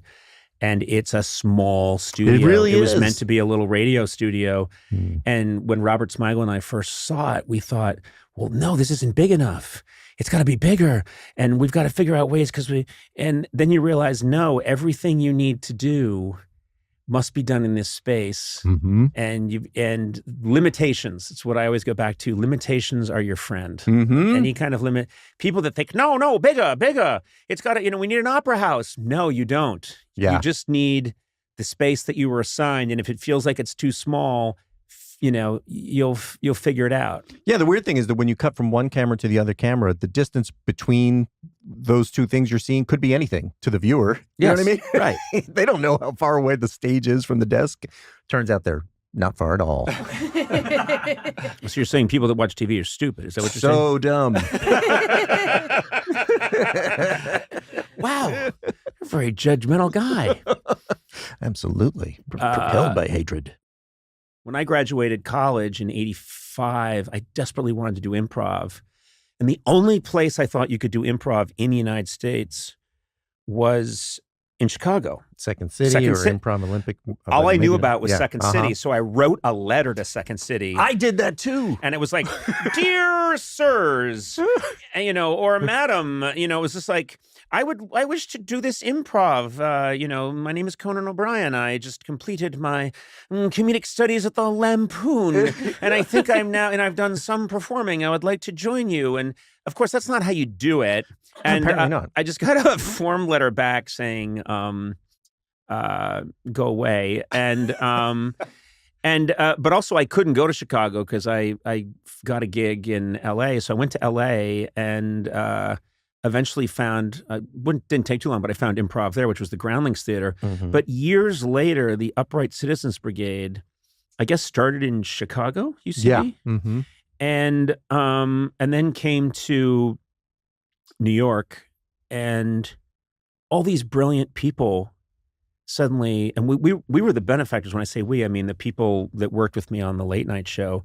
We were the benefactors because all these incredible performers showed up who had amazing chops. And I actually kind of preferred their style of improv. I thought it was really pure and great. And I know that you were a part of that whole can situation. I just say, my letter to Second City was so embarrassing because I had just graduated from college and I had read in Wired, the book about John Belushi, that he did an impression of Mayor Daley that was so popular that the audience would chant, Daley, Daley. And so I made some mention in my letter to, perhaps one day the audience will be chanting that again.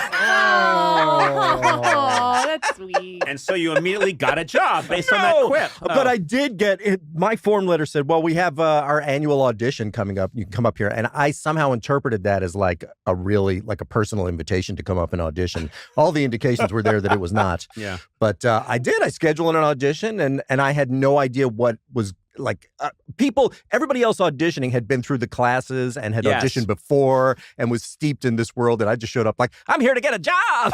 Yeah. Did not go well. You had a suitcase with lots of stickers. St. Louis. Yeah, exactly. But no, they suggested that I should take classes. But I was living in New York and I stayed in New York. And then, it felt like Chicago came to me in 1996. UCB showed up. Yeah. And what an amazing group of people. And we were fortunate, I've mentioned this before, but Amy Poehler was with UCB. And so we cast her as Andy's little sister, who had a crush on me. And she has like a big retainer, headgear. I was in a bit of one of those bits as her boyfriend. That's right. So tell me how that worked, because her thing was always that she was pining for me and she would stand up and interrupt the show. And then Andy would always have to break it to her that, this isn't appropriate or something. And she would suddenly turn and God, I mean, I remember Amy Poehler could take, we thought gave her good scripts and she could take whatever we gave her. Let's say we gave her a solid B or B plus script. She would turn it into an A plus plus plus plus plus. Yeah.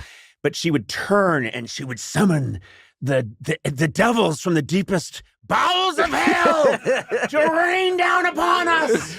Well, the amazing thing about those bits too is when you do a Conan bit in those days, if you were on the stage, you could have cue cards, but if you were an audience plant, there weren't cue cards because they didn't want the studio audience to get ahead and read with you. So you had to memorize it, which is unreasonable.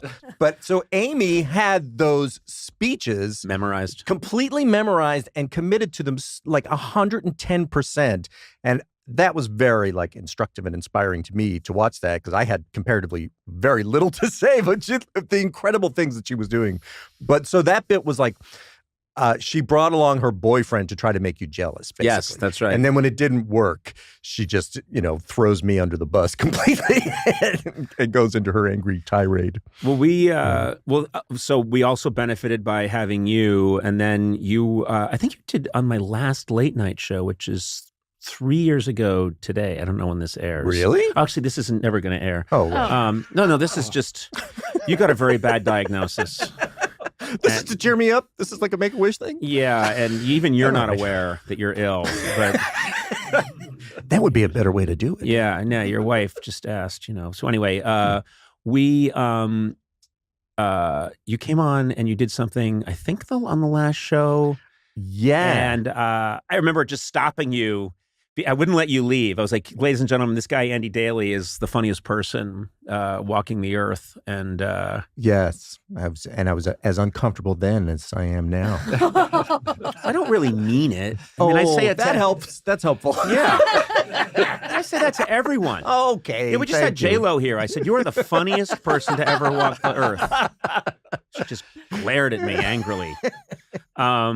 So you do improv. And somewhere along the line, you got this conviction because when I listen to your monologues and you tell these stories, you did another one as a leprechaun. Did you do one as a leprechaun? Well, it's an Irish storyteller who tells stories about leprechauns. He tells stories about leprechauns, and God, it's so dark, but you just go into it with such full commitment, and you never wink, you never break, and it's just a testament to your just conviction that this is what I'm doing, and it is 100% right. Yeah. And anyone who disagrees can leave, which is, I don't know, I love that. I think that's the way you have to go. And Yeah, I always felt annoyed when the host of the show after I left would go, Andy Daly, ladies and gentlemen. I was like, no, leave them thinking it's Patty O'Hurley. So what was the gag with Patty O'Hurley? Because I remember it was really funny. He's an Irish storyteller who talks about leprechauns. Yes. But he gets sidetracked, doesn't he? I've changed it, but I think the one on the album is that he's won a Blarney contest. So this is like, whoever can tell the most fantastical stories about leprechauns and harpies and whatever wins the Blarney contest. And he's a wonderful storyteller. And so he tells the audience what his story...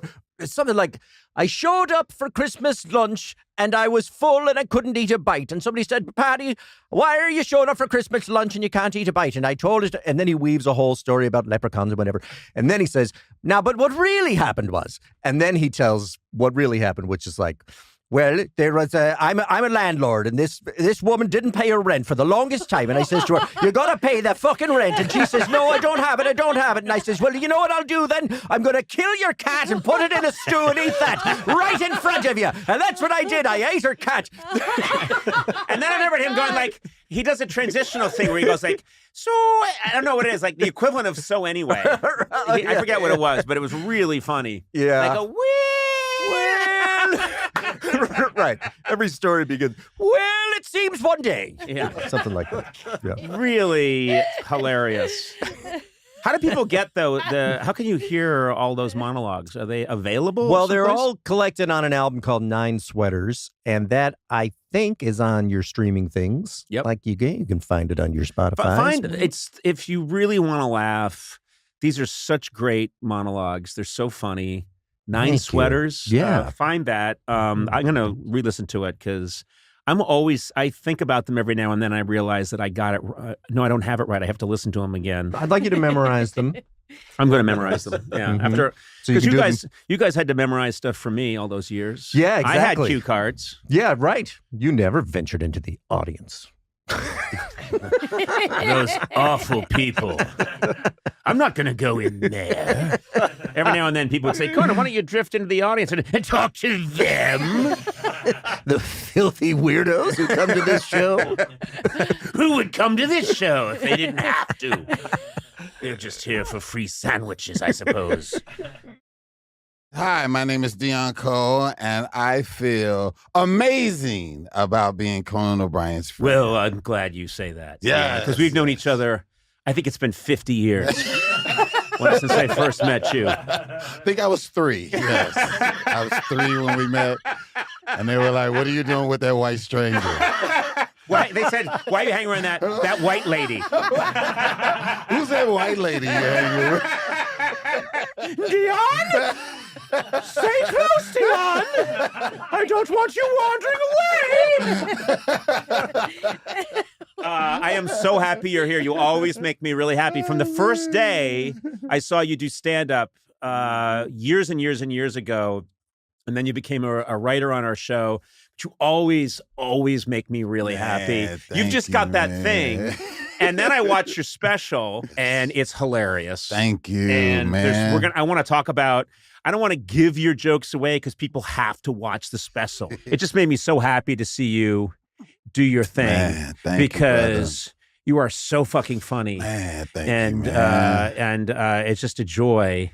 And I also want you to hook me up with those leather pants you're wearing. You know, I have one pair of leather pants, and you know who gave it to me? Probably around the time. Well, no, it would have been before you and I met each other. Andy Richter. Really? Gifted me a pair of like really nice leather pants once on my birthday, and I put them on once, and my wife said, "You can never." Wait, why did Andy give you leather pants? I don't know. I think he just thought, I don't know. We'll see what happens. Because he wasn't wearing them anymore. Yeah. Andy had quit his job at the club, and he wasn't wearing them anymore. Of course, you look amazing. But look, you know why can't I wear leather pants? You know why a lot of black comics wear leather pants? Why?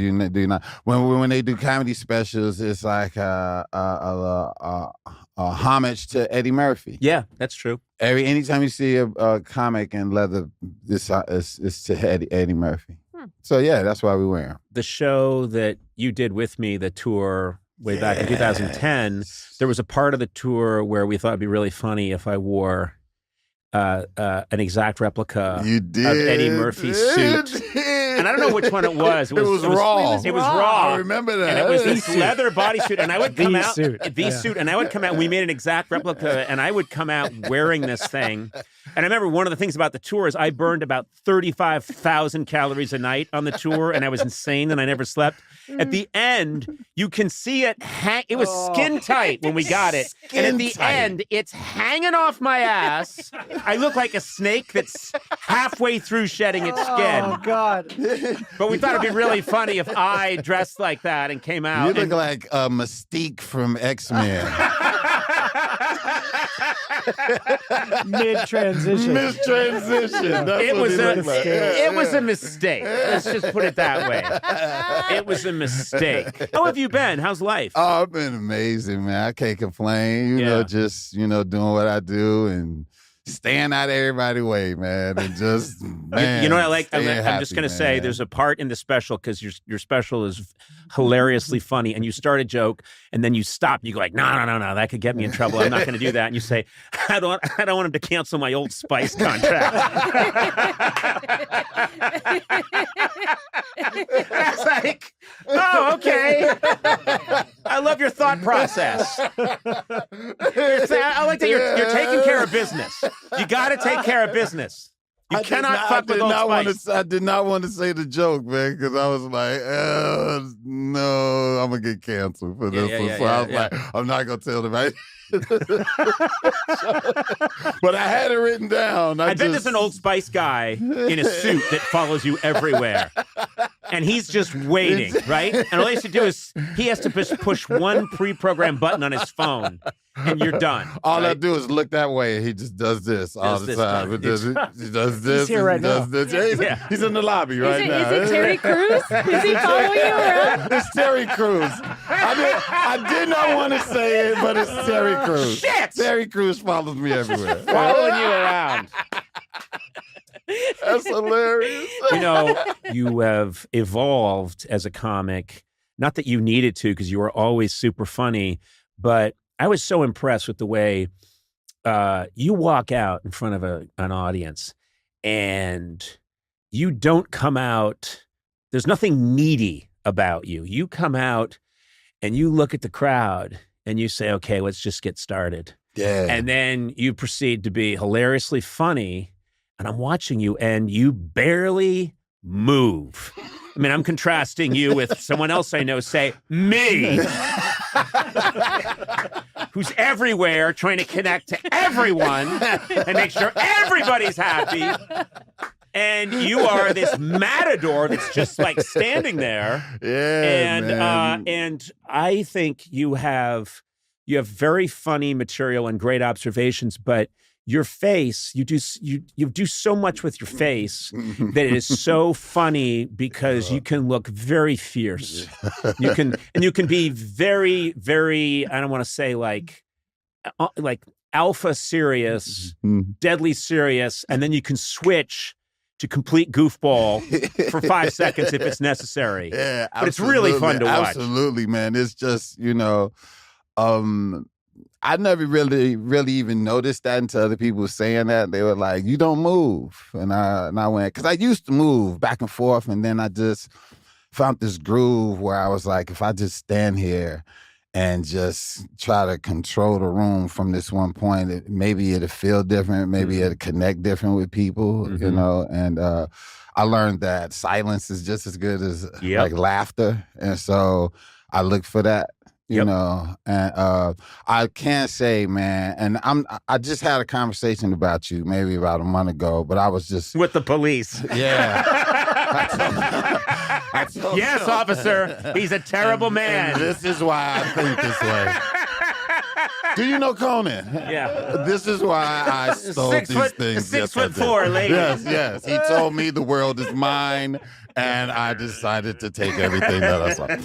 No, but like a month ago, I was having and even just recently, we were talking somebody was talking about Adam Sandler's new special, right? And they were just talking about, like, people would talk about how they hated it. And then to me, I was like, well, it's classic Adam Sandler. Like, if you love Adam, you're going to love his stuff or whatever, you know? And I said, you know what? I said, with the stuff that was breaking in there and falling apart, I instantly was like, man, I wonder if was that like a homage to Conan. Mm-hmm. I just honestly did. I said, I think he's doing that because he's paying homage to Conan. Because that's Conan 101 and his special. I saw it. I honestly don't know what Conan 101 is. Conan 101. Conan is a mystery to me. Conan 101 to me is when writing, you write a bit and then you destroy the bit. And destroying the bit is just as funny as writing the bit. And that's what he did. You know what I mean? He was like breaking down, and I said, man, this is great if this is a homage to Conan. It has to be. Right. Did he ever say that? No, I want my money now. Because that guy's got a lot of money, and he lives like 2 streets over from me. I know where he lives. He's a great guy. He's an amazing guy. He's an amazing guy. Okay, true story.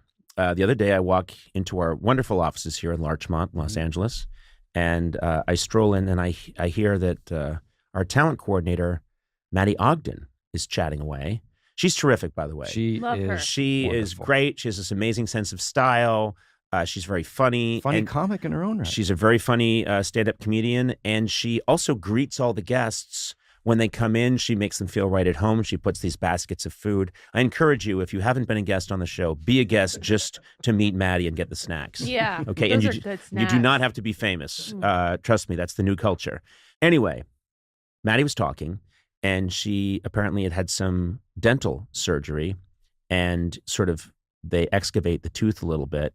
And then if you clean it out too much, you get something called dry socket. Ooh. That's where literally some of the nerves, and I know this is going to freak some people out, but some of the nerves in the jaw get exposed, and it's temporary. It goes away. But what you have to do is you have to put a little bit of a medication in there that numbs the pain. Okay. So you have to literally drop this medication down into this little hole in your tooth, and it numbs the pain, and then you're fine, okay? This brought back a memory, a repressed memory that I have. Okay? And it's a story about what an amazing man Andy Richter is. Here's how it goes.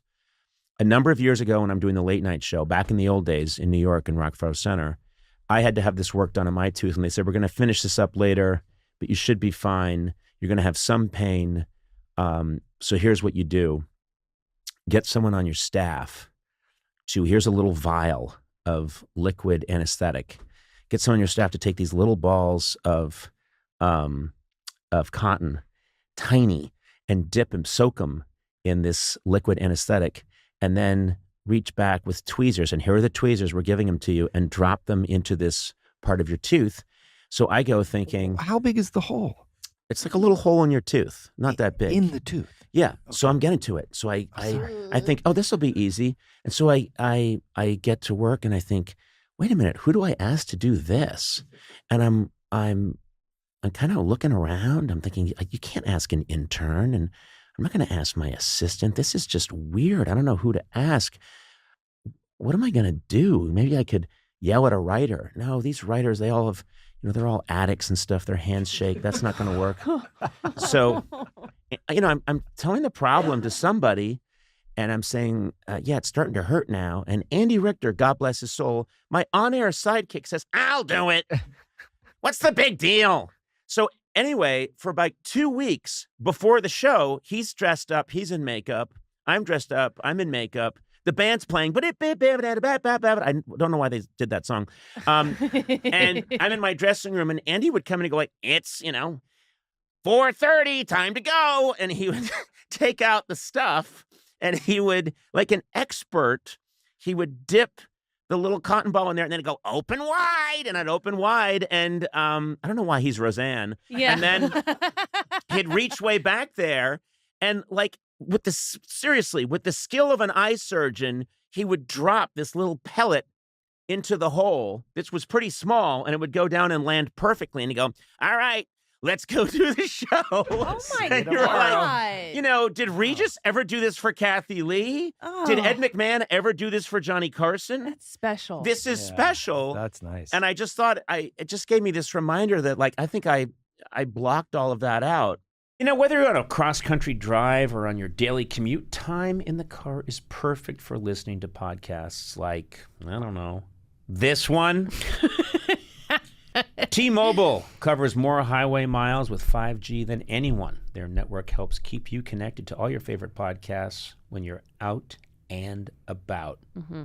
I got to tell you, I like to road trip sometimes. I do too, and I have T-Mobile, and I can honestly say there's coverage. That's important. There have been times in my life where I'm out on the road, driving around, and especially on those family trips, you're out in the desert. You want to make sure you have that coverage. Yeah, what if you get, your car breaks down, and you're just there? Sitting there like a chump? Yeah. With no coverage? Yeah. Not this guy. I've got T-Mobile, got 5G. Find out more at T-Mobile.com/CY. That's SEEWHY. What'd you do for Andy? I remember trying to push a $5 bill into his hand when it was all over. And he wasn't. 5? Yeah. You could have gotten him a nice gift. I said, hey, buddy, go out in the town tonight. It's on me. And it was a $5 bill. 5 in New York City? I know. That doesn't do anything. I don't know. I was a child of the Depression, so I thought he can. No, I mean I was very depressed as a child. Oh, right. But I thought he could go out on the town. My mother used to do that. When she would send us to the store. There were 6 kids, and she'd give us a quarter and say, "Well, if you get sodas." And tell Franklin Roosevelt I said hi. But we used to go Mom, we can't all get Cokes for a quarter. Well, I think you can. But anyway, I had this sense, because Maddie brought it up, I thought, that's unusual. That's the kind of, I was lucky to have a real friend like Andy. Return the favor to her and put her little pellets in her mouth. No, I think in today's climate, that would be weird. creepy. Yeah. You did officiate his wedding recently, so that's nice. No, and to be honest, I didn't press a $5 bill into his hand. I know, no one believes you. It was $7. Oh, that's more believable. Crinkly, old, fucked up ones, most of which were taped together. Oh. But anyway, this is a memory of something that I remember very clearly. And also, what an unusual, we had a TV show that was on a network, and it's kind of a big deal. And we have this big studio and big guests, and no one would ever believe that if I told them that it's literally minutes before we go out there and do this show. And Andy's saying, Conan, have a seat. You're right, Andy. It's time. Open your mouth. Dip, dip, dip, dip, splorch, splorch. Bombs away. I'm surprised you guys actually didn't do this on the show. I know we should have done it on the show, but no, I think it's okay. I will say this: whenever that stuff used to wear off, man, that would you'd feel that. Yeah, that would feel that. So get it. But anyway, Andy Richter, a great man and an incredible dental technician. Oh, he's not. Well, I think he's actually being schooled right now. Oh. He learned. He said, "Oh, this is fantastic." You inspired him. He's one of the best in Beverly Hills. It's a side hustle for him. He makes millions of dollars a year, and that's all he does is drop little anesthetics down tiny holes. I wish I hadn't said tiny holes. I know, but it happened. It was a nice, fun surprise. My old pal of over 75 years, Andy Richter, just wandered by, and we grabbed him and pulled him into the studio. Andy, how are you? I'm good. I was here stealing chips. Were you in the kitchen? No, but I do actually. I have a 4-year-old, and I steal chips and put them in the console of my car. So when I pick her, and she's now brilliant. When I pick her up, then I've got the pop chips or whatever to give her. And now when I don't have them, she's pissed. Yeah. She's pissed. You've created the expectation. We have a nice kitchen here at the Team Coco. A beautiful kitchen. Beautiful kitchen. And Erica Brown keeps it stocked with these nice chips. Once a month, we have to go over the books, and they told me that we've been hemorrhaging money, and we isolated it. Yep. There's been a chip loss. Mm-hmm. Mostly air popped chips. Come and get me, screws. I love that you're stealing chips. Now, do you put them under your? Do you just do it openly, or have you ever found yourself being kind of furtive about if anybody walks by, I say, I'm stealing these, and then and then I put them in the. I have it's like I have this console, and my car is such like a mom car. Like I have a spoon and a fork. I have a sewing kit. I have Band-Aids. I have Benadryl. And I have all and gum and mints and just all kinds of shit a soccer in my car. now. Yeah, I really am. I mean, it's like my purse. It's like mom's purse, but it's the console of my car. Well, I'm so happy you came by because we had a chip buildup, so we needed to leech some of them off. But I only take the ones that are not good. That a 4-year-old will be like, yeah, it's better than nothing. Like you're fucking ain't right, it is. Things like zesty ranch pea pods and shit like that. Yeah, there's a lot of healthy chip. I think either eat a chip or don't. Right. But whenever they say no, it's made of soy. It's like, barbecue soy puff shit. I think Sun chips are like the snack industry's biggest fuck you to America. Sun chips. They're just, it's like, because they can't be good for you, but they're purportedly like, they taste cardboardy and weedy enough that you're like, well, this can't be bad for me. Right. But no, they're probably just about as bad as Lay's But also, chips. Sun chips makes me think they were made by the sun. Yes, exactly. So, they were baked in the sun. I'm not bugs landed on them.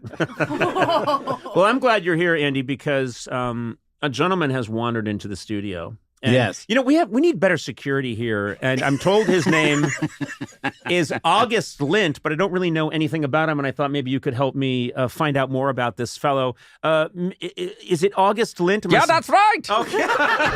You got it right on the first try. See, I was guessing because you don't see a lot of lederhosen in this neighborhood. Also, in this weather, it's like 90 It's degrees. hot. Yeah, but it's great because they're nice and short. Okay. Those feels good. They're a little too short. Yeah, there. a little too short. Yeah, because I can tell your religion. Yeah. Oh, stop it. That's not possible. It's not possible. I think you must be teasing me. But yeah, these are short lederhosen. August, are you from Bavaria? Are you from Germany? Where are you from? These are great questions. I'm from Dusseldorf, Germany. Okay. And what do you do, sir? I'm a salt inspector in the Schmeideberg pretzel factory. You inspect salt? Yes, I'm the junior. I'm the junior and the senior salt inspector. And what I do is the salt comes down a belt and I decide, yeah, this is good enough for a pretzel. This is not good enough for a pretzel. This is too good for a pretzel. And that's my job. I do it all day long. What happens to the salt that's too good for a pretzel? That goes to like a sea salt chocolate or something like that. I see. Something really fancy like that. Now, that. Andy, are you familiar with Dusseldorf because you have German roots? I do. I've never been to Dusseldorf. In fact, the only time I've been to Germany at all was with you. Yeah, we did a travel show there. Yeah, we did a travel show in Berlin. And then one of my favorite segments of all time is us doing the Schuhplattler dance. Speaking of lederhosen.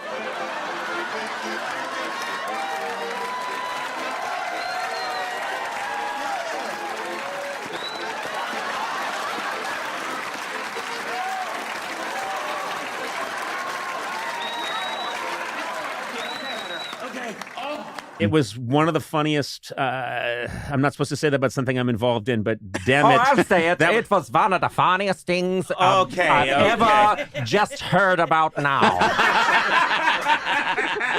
Now, August, let's get attention back to you because that seems to be what you want. Exactly. It's so difficult. Is this? How did you get this job as the pretzel salt inspector? Oh, well, they had auditions. It's not a job interview. It's like a high-pressure audition. We had Hasselhoff was there. As part of the panel, of course. Sure. And Oh, he was one of the judges. Yeah, there was a panel of judges, and then it was like, let's see your salt inspecting. And because the trick of it is like, they really don't want you to judge the salt by taste because, you know what I mean? Then it's going to go on a pretzel. Yeah. It should not first be in your mouth. Right, that's unsanitary. Exactly. So you have to show that you can look at it and judge it that way. Okay, well, I don't know why you laughed there. It's not funny. It's just you describing your job. So, you know. What about after the salt's been applied to the pretzel? Is there an inspection process after that? Because I can imagine that amount has to be very precise. That's a whole different department. They don't let me get anywhere near the finished pretzel. Why? Because I'm not skilled enough. I don't have the skills. To be honest with you, August, it sounds like maybe there was an incident. Sometimes I will go over to the other side of the building where the finished pretzels are. Yeah. And they think I'm touching too many of them and not in the right respectful way. Okay, well, why were you over there? Wasn't it made clear to you that you're not supposed to go to where the finished pretzels are? Maybe there's a woman there that I can't get enough of. Oh, really? Who is Yeah, she? Tell us just the about. look. What's her name? Her name is Gertrude. Wait a minute. Is it Gertrude or Gertrude? It's Gertrude. Oh my God! And I can't get enough of just watching her. Okay, so have you? Does she return your affections? No, I wouldn't say that. But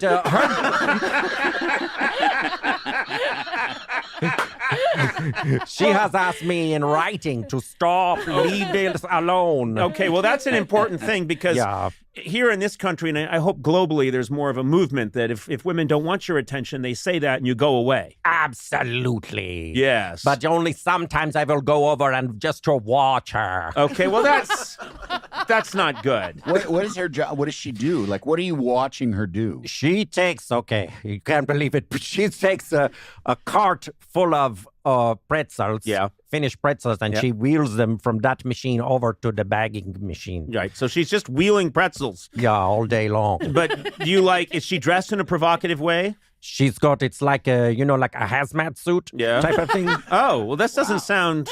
But you have to see the way she wears it. Nobody wears a hazmat suit like Gertrude. Okay. I want to know why they don't just have a belt. Yeah. A conveyor belt that takes the pretzels why does the package. Why that's a standard thing in most factories. Yeah, why does Gertrude have to take this pretzel over to where it's bagged? You'd think there'd be a machine. Are you okay, August? I'm fine. Yeah, no, it's the nepotism. Okay. So you think Gertrude's related to someone at the factory? Oh, yeah. Her name is Gertrude Schmeiderberg. She's part of the Schmeiderberg family. She's one of the Schmeiderbergs. I hate that. So let me just ask you something, and this is very important to me. What do you think of these American pretzels? When you come to our shores and you taste our pretzels, that you buy at a supermarket, what do you think? I don't want to be like, pedantic or something like that, but there's literally no pretzels in the United States. Do you know what I mean? Like, those are not pretzels. We have pretzels they're not. here. Sure they are. What are you talking about? That's not a pretzel. My wife will buy a bag of pretzels and we'll eat them up. You Yum, call yum, yum. them that, but it doesn't qualify Okay. as a pretzel because it's not made in the right way. I have toured your pretzel factories. There are no dedicated salt inspectors. There is nobody to wheel the pretzels to the bagging area. They are not made to the standards of a high-quality German pretzel. Okay, I think you're... I'm sorry. I think you're being a little bit of a snob here.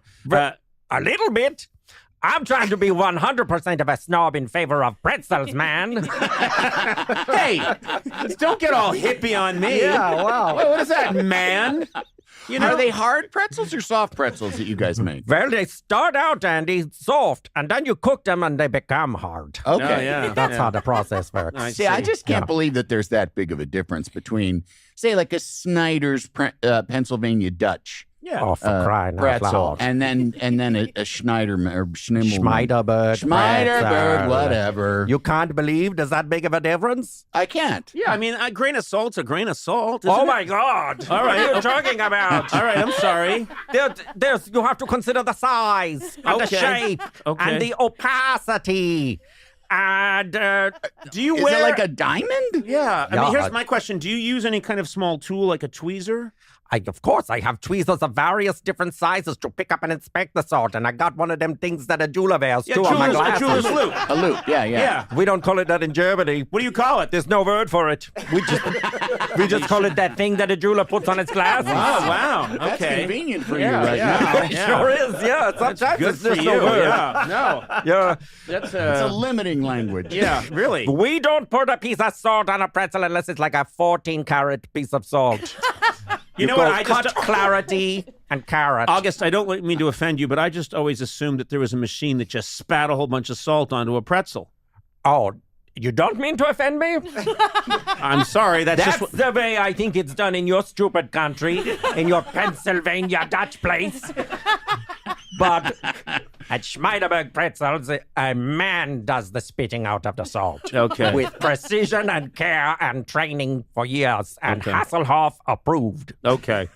Well, listen, I'm going to have to wrap it up with you, August. I want to say this. I always admire people, and I think you'll agree, Andy, people that are dedicated to what they do and take it seriously. Absolutely. Even as silly as it is. Yeah. It's important. Yeah. Sometimes people have silly jobs. Yeah, I mean, it's silly, and I don't know. It feels like what you're doing is probably not making a difference, and would be easily replaced by a hose or something. But at the same time, Can I just tell you? Yeah. I know you're trying to wrap it up, but they did try to replace me with a hose, and it didn't go good. It didn't go good. No. How bad? How not good did it go? It was a disaster. Well, what happened? There was salt all over the place. You can't put salt through a hose. Oh, I didn't know. I didn't know. Were you there when it went wrong so that you could... No!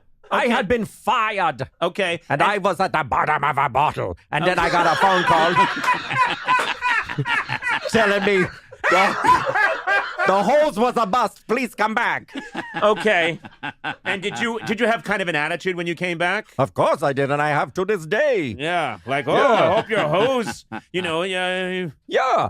All the time I'll say, well, okay, you can always ask the hose again. Stuff like that. A hose doesn't go stare at Gertrude either. Yeah, that's true. It's Gertrude. Gertrude, I'm sorry. Gertrude, my friend. All right, well, August, I know that, and I say this with great sarcasm, that you're a busy man. Well, I've only got 7 months vacation this year. Oh, Europe, they know how to do it. Socialism. Thank you, August. And Andy, we got to do more of this. This is a real treat. Sure, thank you. I saw that you guys were having fun in here, and I wasn't. Well, you were busy stealing. That's right. While you were shouting, I'm stealing this. I was. Wrong. Oh, wow, they're having no recording in there. All right, bye-bye, everybody. Goodbye. Whatever so we'll start with that. Anyway, so I'm going to read it off there. Just say, hi, I'm Arnold Schwarzenegger, and they're supposed to comment on what it's like to be Conan's friend. Well, how the fuck would I know? I just walked into this studio, and they put a piece of paper underneath me here, and they say, go and read this off and comment on what it is like to be Conan's friend. I don't know. I hope it's going to be a fantastic friendship. There's a give and take. That's what I hope. But I mean, right now, I just saw him for 2 minutes, and we've been kibitzing for a little bit here. But of course, it's not the first time we've seen each other. I mean, we have seen each other many times before. I've done his show before. I always had a good time. Yeah. And he was in charge of promoting all my movies. Yes. That's why they went through the roof. And so I hope that now I came out with a book called Be Useful, and I hope it does the same with the book. Sell. That's one of the chapters in the book. I read the book. Sell. I read the book. You're already much more successful. I don't even think I need to be here. Book. No, this could be Goldblum's We record. should let Arnold just keep going because this is fantastic. This is absolutely fantastic. Did I talk too much already? No, you didn't talk too much at all. So for the next 50 minutes, I'm not going to say anything. Nobody wants to hear me. They want to hear you. No, I want to hear you. You were so funny. I listened to you when you Dana Carvey and this guy's on for the Hans and Franz shtick.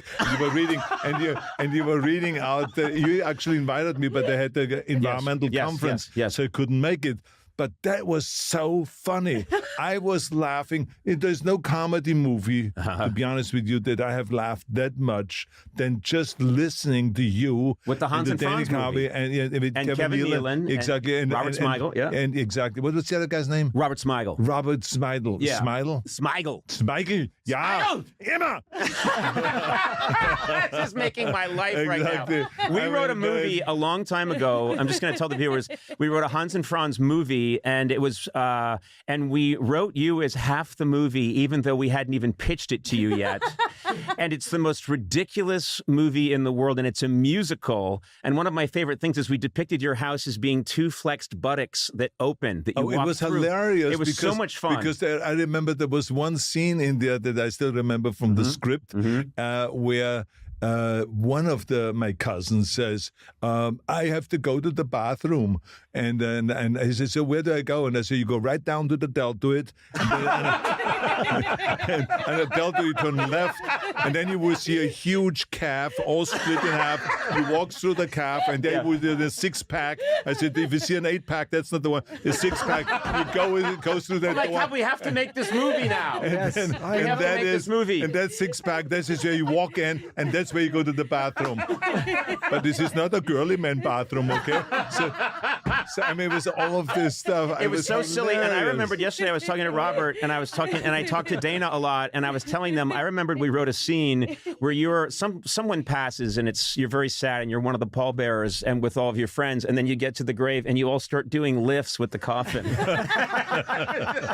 It's just like, we put all this foolishness in there. It was so much fun. But it was fantastic. It was so well written, and I hope they do it. Yeah. I really hope they do it because you still can do it. You still can do it. I will you say have it now. I mean, I have it. Yes, I have it. You bought. I mean, they paid you almost $1 billion for this podcast. $2 billion. $2 billion. $2 billion. $2 billion. Yeah, it was all Bitcoin. Are you married? Yeah. Yes, I am. Then I understand twice as much. My wife said no. It needs to be 2. What have? I have to say, I'm gonna. There's so much to talk about, but from the first time I worked at Saturday Night Live when you came there and you did a Hans and Franz sketch, and I always was a fan of your movie work. You are so fucking funny. You are hilarious. You are so naturally funny. You can see it in Pumping Iron. You can see it throughout your whole career. Always very funny, really funny. And you came on my show when we were out here in Los Angeles, the late night show, and you prepared. And that's a big part of your book is preparation. But you kept calling our segment producer and saying, I can do better, more before you came on the show. You had so many great jokes. You prepared more than any comedian I think I've ever worked with. You were absolutely fantastic. And then my favorite thing is we wheeled out a real photograph of me in boxer shorts, just boxer shorts that we took before the show. And it was life size. And you tore me apart verbally, my body. You went after my body. And the crowd was laughing so hard, they started stamping their feet. And the fire marshals were worried that they would do structural damage. Yeah. It was I remember that. As a matter of fact, one of the things I remember was that your producer or showrunner, whatever they call it on those late night shows, told me not to throw up.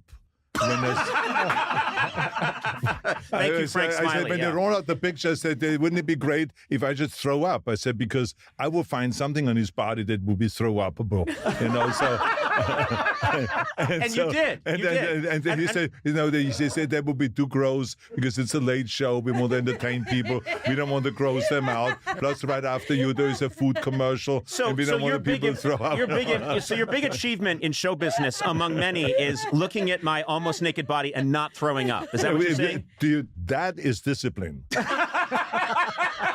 And I talk about this and be useful. That is discipline. I mean, I was doing everything that I could, trying to kind of look at, your deltoids, I tried not to look below the belt, and all of this kind of thing. So I was doing everything to try to stay as serious as possible and not to throw up. Wow, but, congratulations. But the bottom line is, you have a good body. Oh. You look lean. Yeah, thank you. And I think that's the most important thing to stay healthy and to stay alive for a long time is to be lean. Tell me if so you're in the right track. Tell me if I'm wrong. Yeah. Arnold. But when you first came into the room, and you can tell me if I'm wrong, I looked right in your eyes, and you looked right in my eyes, and you sized me up, and we haven't seen each other in a little while, and I saw in your eyes fear. Is that correct? Okay. Fear. Throwing up. No. I saw fear. I saw physical intimidation. I did not know that you detected that. I saw it. I mean, I was trying to cover up. I was trying to cover up the fear and the intimidation and how little I felt compared to you, career-wise, intelligence-wise, body-wise, definition-wise, size-wise, six-pack-wise, everything. I mean, I said to myself, maybe I can hide my inferiority complex. Yeah. But you obviously saw it. I saw it. You saw it. And not that I smelled it. It's a pheromone. You can smell when fear is released into the air. I could smell it. And Absolutely. I could smell. It's sort of a sausage smell. Oh yeah. That's what I could. Yeah. So to me, it's more like a Wiener Schnitzel smell. You talk in the book that you say that your favorite, and you've had so many great jobs. I mean, you in your life, you achieved all these great dreams. You said your favorite job ever was being governor of California. Yeah. All-time favorite job. It was the toughest job. The toughest job, without any doubt, because to bring 120 legislators together and make them agree on anything, it's kind of like impossible. But we made it possible. We figured it out. And I think that to serve 40 million people and to be the governor of the greatest state in the union, greatest state in the country, out of 50 states, California is by far the greatest state with the most revenues and the most power, the most diversity in order. Unbelievable. And not only that, but we are actually now the fourth largest economy in the world. So to be governor of that, it's just unbelievable, the responsibility. And you learn a lot. I mean, it was the most extraordinary learning experience to sit in that Capitol and to have meetings. Think about that. If a meeting from 9 to 10 with the nurses union, and they want to have a better ratio between patients and nurses. If for every 4 patients, 1 nurse, rather than for every 6 patients, 1 nurse. And I never even heard of that before, the ratio. So you learn about all of that and what is it that nurses go through and why is it important? Because when they lift a patient from the operating table, under their bed, those 2 women cannot sometimes do it if it's a heavier patient. So they need a male patient there. So they were fighting also to have male patients that are a little stronger to lift the male patient. nurses, so all of this stuff, I've never even heard of those debates. Then the prison guards come in and say, we're working so much overtime that we need to have more prison guards. We need to hire more and we have to have more salaries and more wages and more benefits and all that. So they talk about that issue. Then the teachers come in, the teachers union, they talk about the teaching and the challenges teachers go through. Then the people that represent the kids come in. So this is how it goes on and on and on from morning to night. And it's always issues that you have not really been aware of. So in the beginning, it was kind of like a university where you study new subjects and new issues all the time, and you become so smart with all of this stuff. Yeah. And I had one advantage, and that was I was not a real ideologue. Yes, I was conservative. Yes, I'm a Republican. But I'm not stuck in this ideological corner. And I didn't look at the Democrats as the enemy.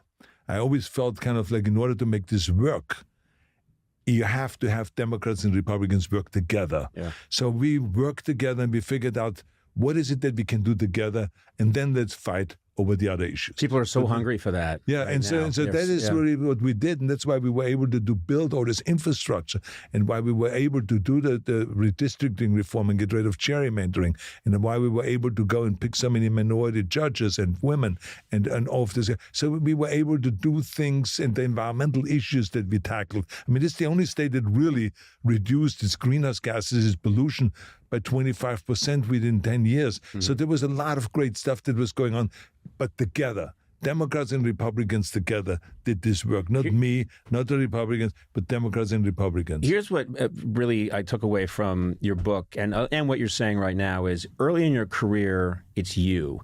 And you are in a situation where you can control your body. You can control what you do to your body and how you build your body. You can be in full control as a bodybuilder. Then control was very important to you when you got into movies. How can I prepare myself? What roles are right for me? What roles are wrong for me? If I'm going to do a comedy, what should that comedy be? And what would the best way for me to, how could I best show my humor? What would work? Who's the best this? Who's the best that? When you become governor, you put yourself in a situation where a governor can do so much. It's almost like you willfully put yourself in a situation where you don't have a lot of control. There's a lot you can't control when a job is that big. Do you think there was some part of you that was pushing you into a situation where you can't control everything? All you can do is try, but there's a lot you can't control. Yeah, no, you're absolutely right, but you don't want to. Yeah. Because you don't want a dictatorship. You don't want to have one person make all of the decisions because we're not perfect. Right. And sometimes that goes overboard and you start going power crazy and stuff like that. So you need always to have a check and balance. I think that's really terrific. But what you can do and where you have total control over is motivating people to move forward and to do great things. So it doesn't matter what your philosophy is, but to say, we must sit down, guys. And we got to build more highways and freeways, more tunnels and bridges, more on-ramps and off-ramps, more school buildings, more university buildings, affordable housing. Let's do it. We can do it. So now they go, oh, this is great. And they sit down and you can motivate. So you become kind of the motivator and the force behind bringing people together and creating a vision. Like I said in the book, visualizing is the most important thing. I had very clear visions, of course, crazy visions of what California can be. I told them, I visualize, every city having 1,000 cranes. And we are building and building and building new dams, new highways, new this, new that, new that. And it was a crazy vision, but you have to have a vision. But it motivated them to sit down and that we were able to do $60 billion of infrastructure, half of what I wanted, but we did it. And so this is really the great thing. So I think that one thing we have control over is motivating. And that's one of the things I feel like is missing today. There is no one in Washington that is really rallying up the troops and is motivating them and becoming kind of like the motivational kind of force behind it to bring people together, because there's a way of doing it. There's a way of doing it. People are not saying, I don't want to get together with the other side. I think you just need someone that motivates them and really make it attractive and kind of like talk to them and communicate the right way. And so this is, I think, there's certain powers that we do have that I was able to use. And I was always a positive person. You know me. I mean, it was never kind of like, I always see the world kind of like Norman Rockwell. Norman Rockwell, he always painted everything that was fun. Kind of optimistic right? Exactly, and fun. Optimistic and fun and colorful and stuff. So that's the way that's the lens that I look through when I look at America or when I look at any of the issues or the problems. I think it's always through that lens. I see it bright, don't see it dark and black and white or anything like this. I always see it bright and there's a bright future ahead. And I think that to me, is much more helpful than always being depressed and like say, oh my God, things are terrible, things are going downhill and all that. Yeah. I was very impressed too, which I didn't realize in the book, is you had surgery that was supposed to be routine just a couple of years ago, and something went very wrong in the surgery and it was touch and go. Oh yeah. I mean, I was really pissed off. And I can tell you that. I mean, think about it. You go I was in pissed off that I had a life and death experience. No, but I mean, think about it. I mean, you go in there and they say it's a 2-hour procedure. Yeah. And the next thing you know is you wake up and they say, okay, this is 16 hours later. Yeah. And you're trying to talk. And you go, They said, well, no, don't try to talk, Arnold. You still have this thing. They put a tube in your throat. In your throat. And so they now put the tube out of my throat. I'm coughing. And they say, all right, let us explain to you. Things went south. We punctured through the hard wall with the wire. Accidentally. This was the wire that's supposed to go up. and remove your old valve, aortic valve. And then the other wire was supposed to replace that and put a new aortic valve in. But by accident, we punctured through the wall, and it created internal bleeding that we had to do an emergency opening of your rib cage, rip everything open very quickly, otherwise you would have died. And now we had to then do this and this and that. Then we, by accident, also damaged the other valve, and this is how it went on. And so now, 16 hours later, but we saved you. You say, well, that is really fantastic. So I had to kind of like what I call their shifting gears. Yeah. I had to shift gears because now this thing like going in the afternoon, then out and having a good time was out the window. Now I'm trying to survive. And this is just to reiterate, you thought you were going in for orthoscopic thing, and then you go home that night and have your pizza and pet your donkey, and then you wake up 16 hours later and they took all of your insides out and put them back in upside down. That's right. Yeah, exactly. So this is what happened, and so now you have to shift gears because now you have to say when they tell you that you're not out of the woods yet, because what happens a lot of times they say is you can die because of pneumonia. Mm-hmm. And so this is why it's very important that within a day, you must get out of bed and you got to go and start walking to really get lung exercises because that's what usually trips you up. And so it's very, very important. And so I now start setting my mind, okay, I'm going to go and I'm going to get out of bed. As soon as they wheel me from this station over to my bedroom, I'm going to get out of the bed, no matter what. And I'm going to start walking. And so this becomes like the mission, to start walking. I don't want to die because of pneumonia. I've gotten through the surgery and blah, blah, blah. And so, it was kind of a touch and go situation the first few days. But then I got stronger and stronger. And 3 months later, I started with Terminator 6. Yeah. I started filming. So 3 months later, I started filming again. They couldn't believe it on the set. And I was back again, working out regularly and all this stuff. So, I think that, again, with the positive way of thinking, and I can do it, and nothing is going to stop me, with that kind of an attitude, I was able to do that. This book is, I recommend it to everyone, Be Useful, 7 Tools for Life. I recommend it because the quality that comes through again and again and again in this book that's really sweet is humility. You have a lot of humility for someone who is almost like the cartoon representation of you can do it all and achieve everything. You're very, very humble, and you have a lot of empathy for people who maybe don't have some of your qualities or struggle. You have an incredible amount of empathy. And I could see that when you made these videos after January 6th and Ukraine, and that really spoke to me. And I thought, God, I'm happy this man's out there and he's doing this now with his platform. Well, so thank you very much. Thank you. I love being a motivational speaker out there and writing a motivational book and having a motivational newsletter that is out there every day. And to do all of those kind of things, the Pump Club and all this, I felt kind of like I was motivated my whole life by people, and I want to motivate other people now, millions of people around the world. Yeah. That's my mission. I feel motivated. So do I. I don't think you're motivated. Oh, you don't? She's not more motivated, but I think I'm motivated. I'm still stuck in your Haight-Ashbury days. Well, I see that you're motivated. I don't know why Conan is after you. I mean, it's like you're the only woman in this room. Thank who is he attacking? Oh, my God. Yes. It's like unbelievable. Yes. You're motivated to quit? You know what I'm Thank saying? you. Yes. I'm going to start a rumor that he has a hostile work environment. I'll back you up. It's not a rumor. It's not a rumor. I will back That is you all up. I need It's right not now. it's not a rumor. It's not a rumor. It's not a rumor. It's not a rumor. Yes. Yes. Arnold Schwarzenegger, thank you very much. God bless.